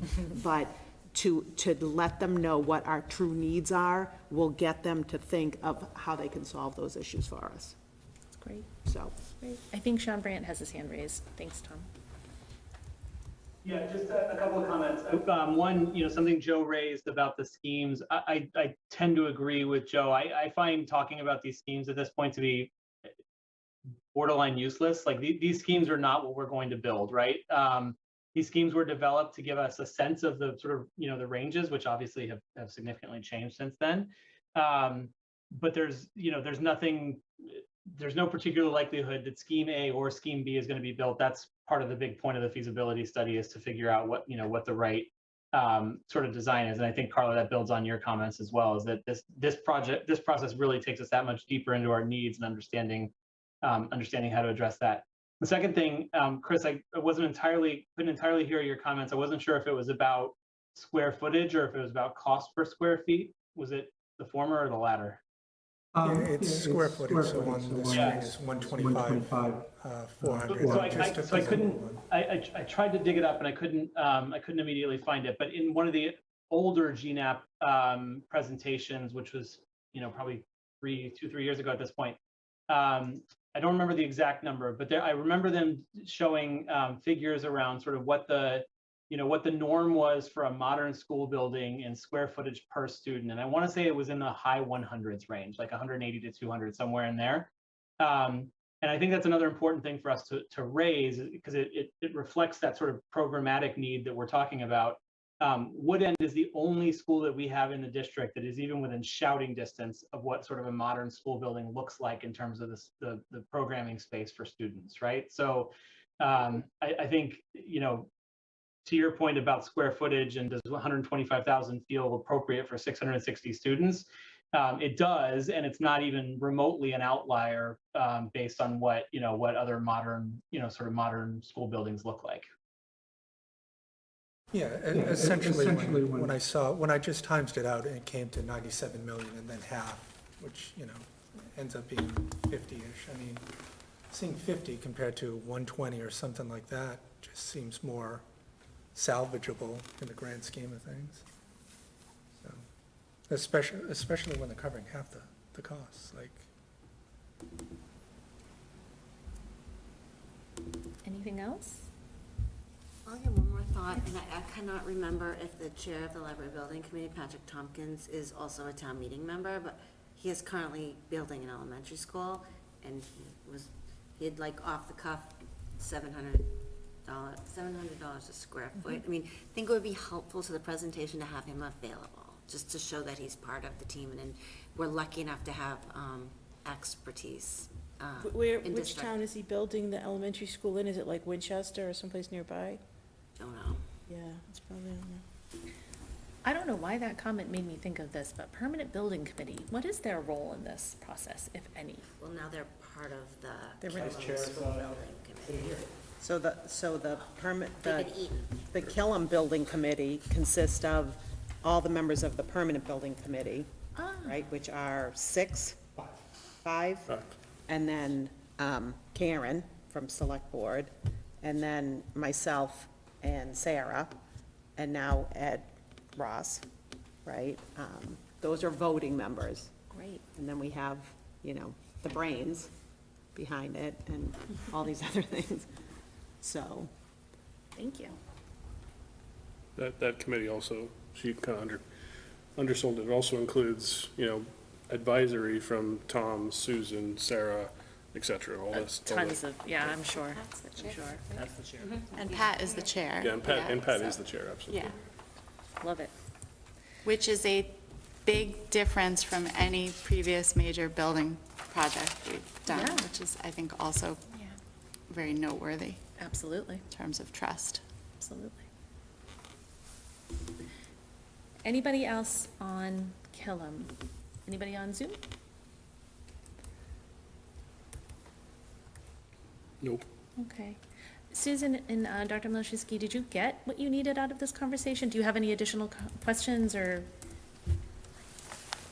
I found your feedback incredibly helpful. Thank you all so much. I think Actually, that. Jeannie, just a question. So when did FinCom put a person on permanent building committee, or was there always somebody?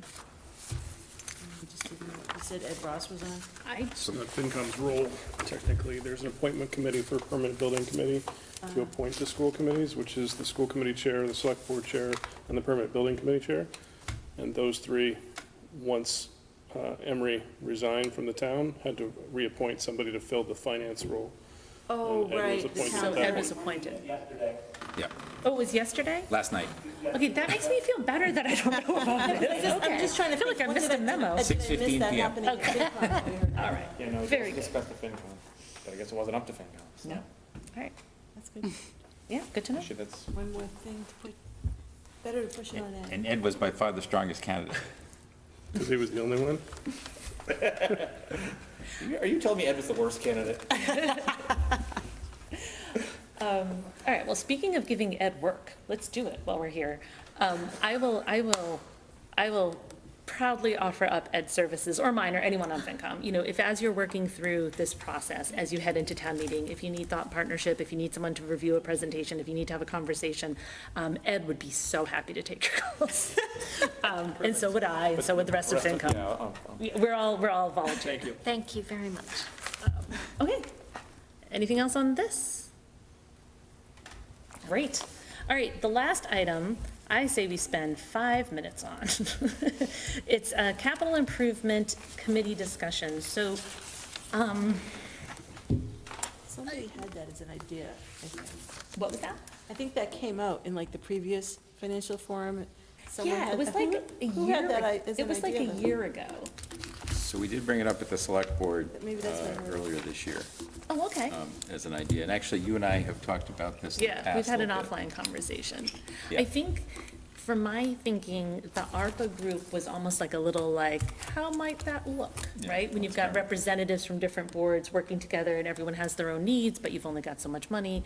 I think the idea, Mark, jump in if I misrepresent this, is that there's a component to town meeting, which is the capital plan.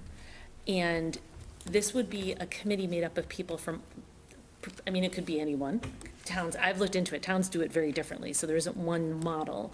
But the idea would be school committee, FinCom, select board, certainly staff from town and school would all meet as a capital committee, review the capital plan, and basically recommend it, and give input into it. So that's sort of the thought behind it. Yeah, so the current process that we've had in place for a bit has been that the town manager is really kind of the driver, and building out the 5-year, 10-year plan, sharing it with FinCom, getting buy-in certainly from select board, and I suspect school committee as well, and then it goes forward to town meeting. Yep. And as you mentioned, different communities do it different ways. There isn't a singular model. But one of the things that has to get balanced are where are the priorities, and how do you decide what the priorities are, and how do you kind of hash that out a little bit? And one idea might be to have this capital planning committee. It tends to be distinct from a finance committee. It tends to be specific to this purpose, at least in the ones that I've seen so far. And I just thought it might be worth banging it around a little bit and see how it feels to people, what it might look like, how it might work. Would it help the process? If it's impeding, that's no value. But if it would help the process, then I think maybe we think about it. Yeah. Certainly not for this year. Nope. But a discussion for the future. And certainly, the thing I would add is, I would always want the capital improvement plan to be staff-driven. I don't want volunteers saying, I think that roof could go another 5 years. Like, you definitely want staff, your experts telling you when capital is going to expire, when that truck is going to go, when that roof is going to go, when the windows need to be replaced. So I would certainly not recommend that it ever not be staff-driven, but it's more an opportunity outside of town meeting or before town meeting for folks to ask those questions, like, how do you know the roof is going to go? How did you decide that? And I think there's a little bit of balancing on priorities, which we currently is done not as community-driven, if you will, and more singularly driven. But we certainly get we hear from the experts every time in terms of, hey, this thing can go 2 more years or it can't. Right. We do hear that all, regularly. Yeah. And I think having it be, open meeting law and having it have multiple perspectives in it would protect against any, would help keep it. Undue influence. Yeah, exactly. Yeah, I just wanted to make an observation that there are sort of 2 categories of things on the capital plan. There's things that we have right now and are going to break, and things that we don't have right now. And when it comes to the former, I have, that's 100% staff. Yep. DPW can tell us what trucks they have and when they're going to need, to replace them. Or, now they have new staff and they need new equipment for them. They can even, that sort of thing is more in that category. But then, yes, it's market priorities, things we don't have yet, Do we build a pickleball court or do we build a lacrosse wall? Like, that's not, that's, I'd love to hear what the town manager thinks about that, but I think I'd also like to hear what residents think about that too. Yeah. Actually, that delineation is really helpful. Yeah. That's true.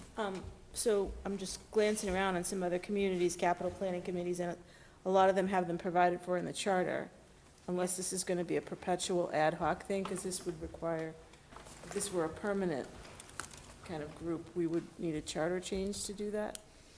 It's a town council question.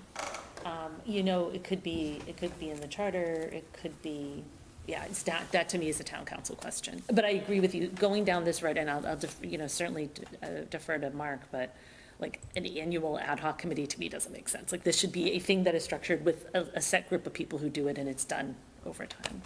But the mechanics of how that happens, I don't know. Karen?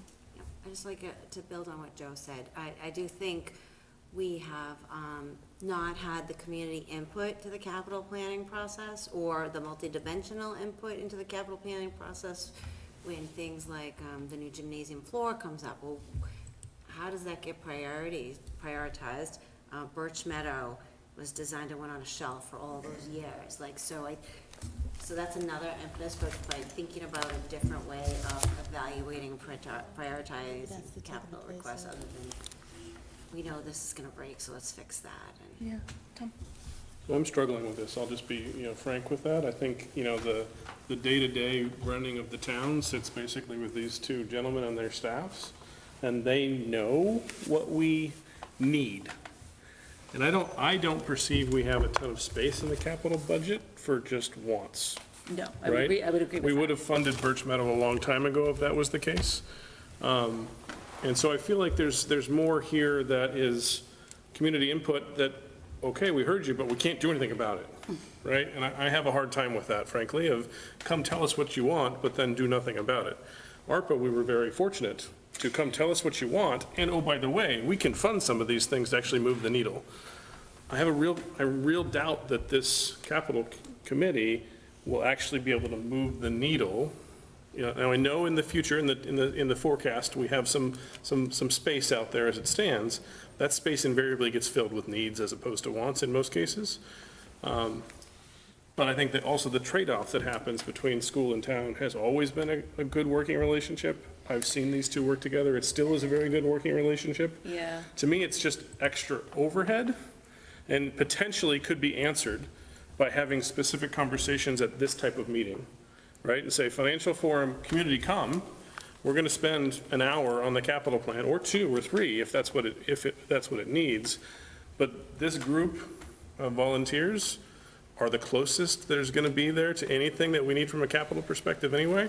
And we can certainly encourage that community feedback and that community input.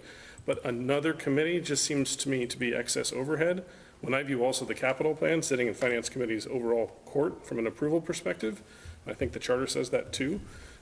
So I have a hard time with us creating another committee just to potentially present something that maybe we'll be able to spend at some point in the future versus the absolute needs we have, unless FinCom's going to change the capital allocation from 5% to 7% or something on a go-forward basis where it creates more space, but obviously that carves something else out.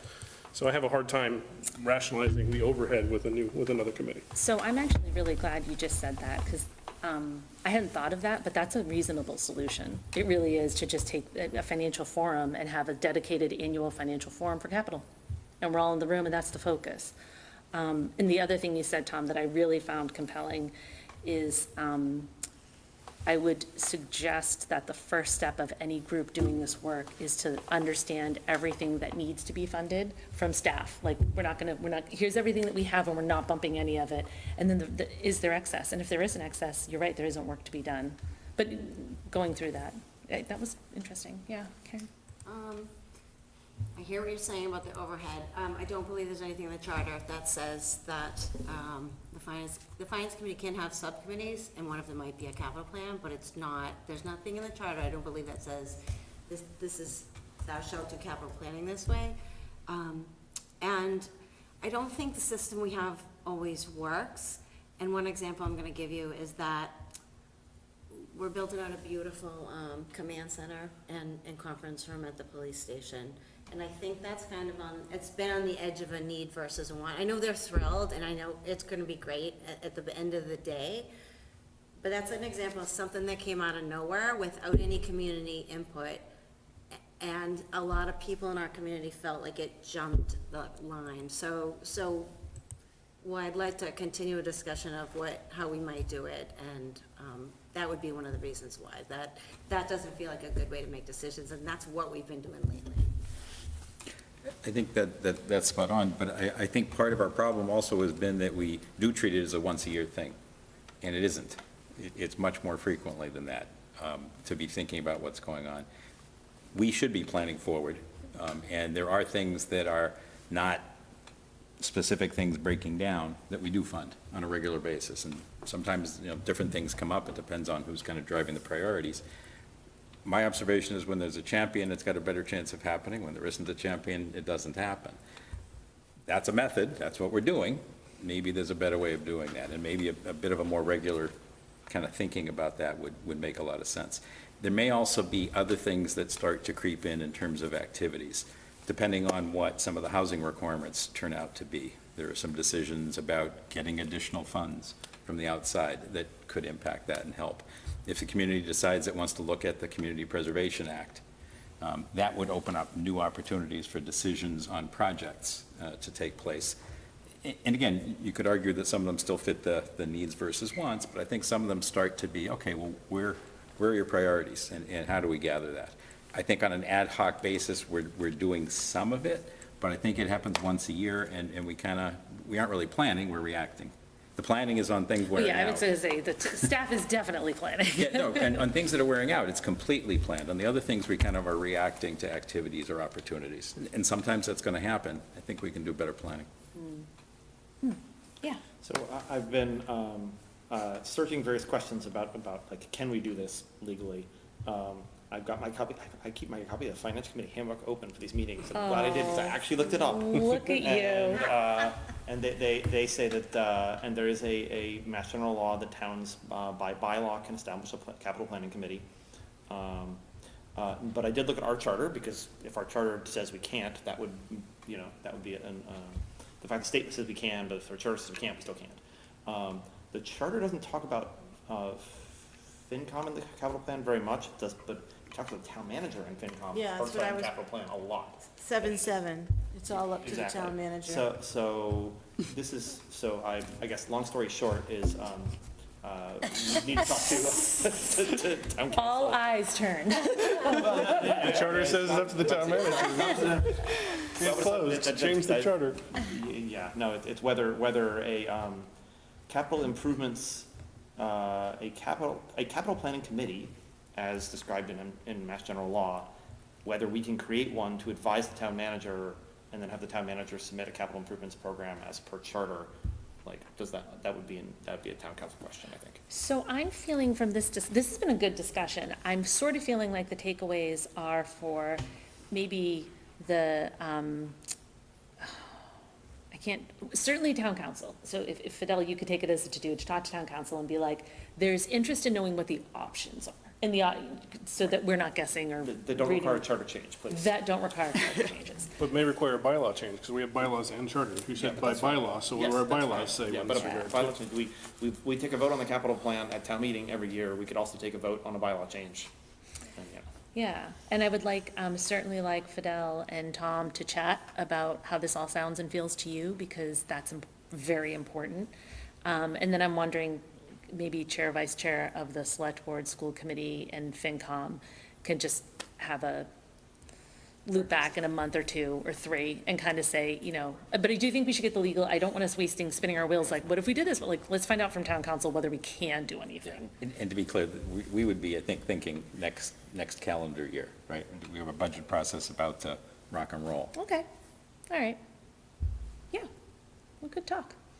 Just to further follow on the charter, in terms of when you're wondering how things get to a priority, if we're leaving it to the town manager and it says the town manager shall 30 days before the date fixed for the budget, the town manager shall submit a capital improvement plan which shall contain a list of capital improvements proposed to be undertaken during the ensuing 5 years with supporting information as to the need for each.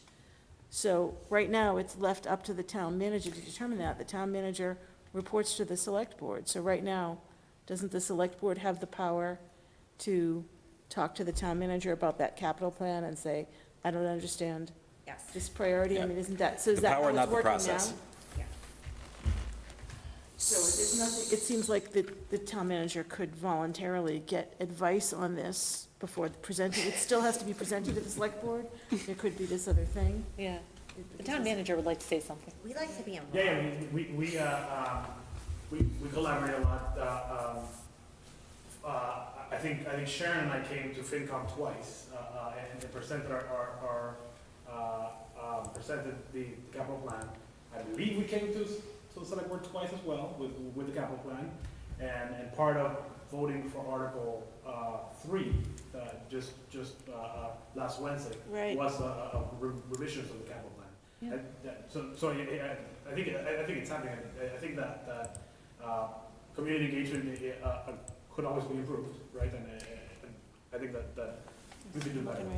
Yeah, I think you're bringing up a really good point. I think, yeah, we may be talking about creating a big committee and it might be a simpler solution. It might be just a matter of communicate, touching on the capital plan more through the year. It could be a simpler solution. Yeah. I was going to make that exact point, because I was going to say, if we have a capital plan that's going to get submitted with 5 years' worth of stuff, why are we talking about a committee when a capital plan already exists that has items on it? I know Karen brought up that the police station leapfrogged or did some scenario to somehow bypass this 5-year kind of plan, but like, we have a plan to begin with. Like, Yeah. there's a whole list of, there's like 10 years' worth of stuff that's on there. Yeah. Birch Meadow was on there for like 20 years. So, I guess I don't see the point with Fidel or previously Bob or whatever, just adding that stuff. I guess I'd like to know context how the police did skip it. I know it passed town meeting, but like, is there some backstory to that? How it somehow bypassed the? That was the before. capital plan? Wasn't it related to creating space for mental health, because the Board of Health was moving to the police Yes. station? There also was And a we were new, creating that department, so we needed space for it? and I think town meeting created a position that hadn't been planned, which added to the space needs. Yes. Right. Is that But- right? But the project On the floor. as an item Yeah. wasn't on. We were all like, oh, there's a new employee. It was a responsive change, I think, to other things that were happening. Right, but yeah, to the point of, was it specifically on the plan and kind of in queue to happen? No. But But it other became a things need. did happen. Just like if we had a water main break, now we Again, it's a weren't priority. expecting it, but we gotta fix Yeah, it. I think the more we talk, the more I'm feeling like it just is maybe a process that could be improved upon, not necessarily a committee that's necessary. Okay, so just a positive thing, and Tom, you got me thinking, because we talked about the limit of capital that we're going to invest. Okay, we're still in at least one more year of a very healthy state government with leftover, a couple of billion of dollars left over. So even if it is just an improvement in the process this year, getting our needs and priorities from the community and sort of packaging them up so then staff can then go after grant opportunities would be also worth it. And I'm definitely, again, I said before, Fidel has already brought in over 5 million this year. So how are we gonna be ready for that? How are we gonna work that into our budget? And we certainly don't wanna miss it. So I think it feeds into that as well. So thank you. Yeah. And the only thing I'll add to that, definitely not being a Debbie Downer, but whenever we look at grants, we should be weighing the benefit to the grant against the cost and staff expense of getting it and monitoring it. But I'm sure that's happening. We shouldn't be going after grants that take, $2.1 million, yeah. Yeah. I think, yeah. It was a Yeah. huge gain this year. They're big ones. great. They are big ones. They're not $5,000 grants generally. perfect. All right. Are we ready? Are we done? How are people on Zoom? Adjourn I a don't know, whole bunch of meetings. everyone in the audience, all one of them has been There's, sharing. there's 3 meetings that need to be adjourned, so At least I'll for start. RCTV. Oh, actually, before you start, I should wrap up appropriately. Stop presenting. Yeah, we're going to stop presenting. I will say, I find the financial forums like tremendously beneficial. So thank you to the school committee, thank you to the select board, thank you to Tom and Susan and Fidel and Sharon and Jean and everyone who's on Zoom. This is super annoying to get everyone together for such a long meeting, but it's invaluable to all be together in the room at the same time. So thank you for coming out and doing it. Being that you think this was a long meeting, tells us you've been away from the school committee for too long. Or other boards. It's a conservation meeting. Yeah. Oh, that's funny. CPDC, oh good God. All right, who wants to adjourn first? Move to adjourn the school committee. Second. Seconded by Carla. Carla, okay, Tom, Aye. Aaron, Aye. Carla, Aye. we are adjourned. Thanks, everyone. Thanks, guys. Select board member, would someone offer a motion, please? Motion to adjourn. Is there a second? Thank you very much. We'll do a roll call. I see Jackie? Yes. Karen? Yes. Chris? Yes. Mark, yes. We're adjourned. All right, Thank you. I don't give me a motion, move to adjourn FinCom. if you feel like it. All right, Joe, are you still with us? Joe McDonough? Yes. Thank you, Mark. Yes. I don't know if Emily is She's still there. here. Pictures there. Yep. Thank you, Emily. Mary Ann? Yep. Yes. Am I missing anyone? Just me. Jean's a yes. We are adjourned. Thanks, everyone. And in the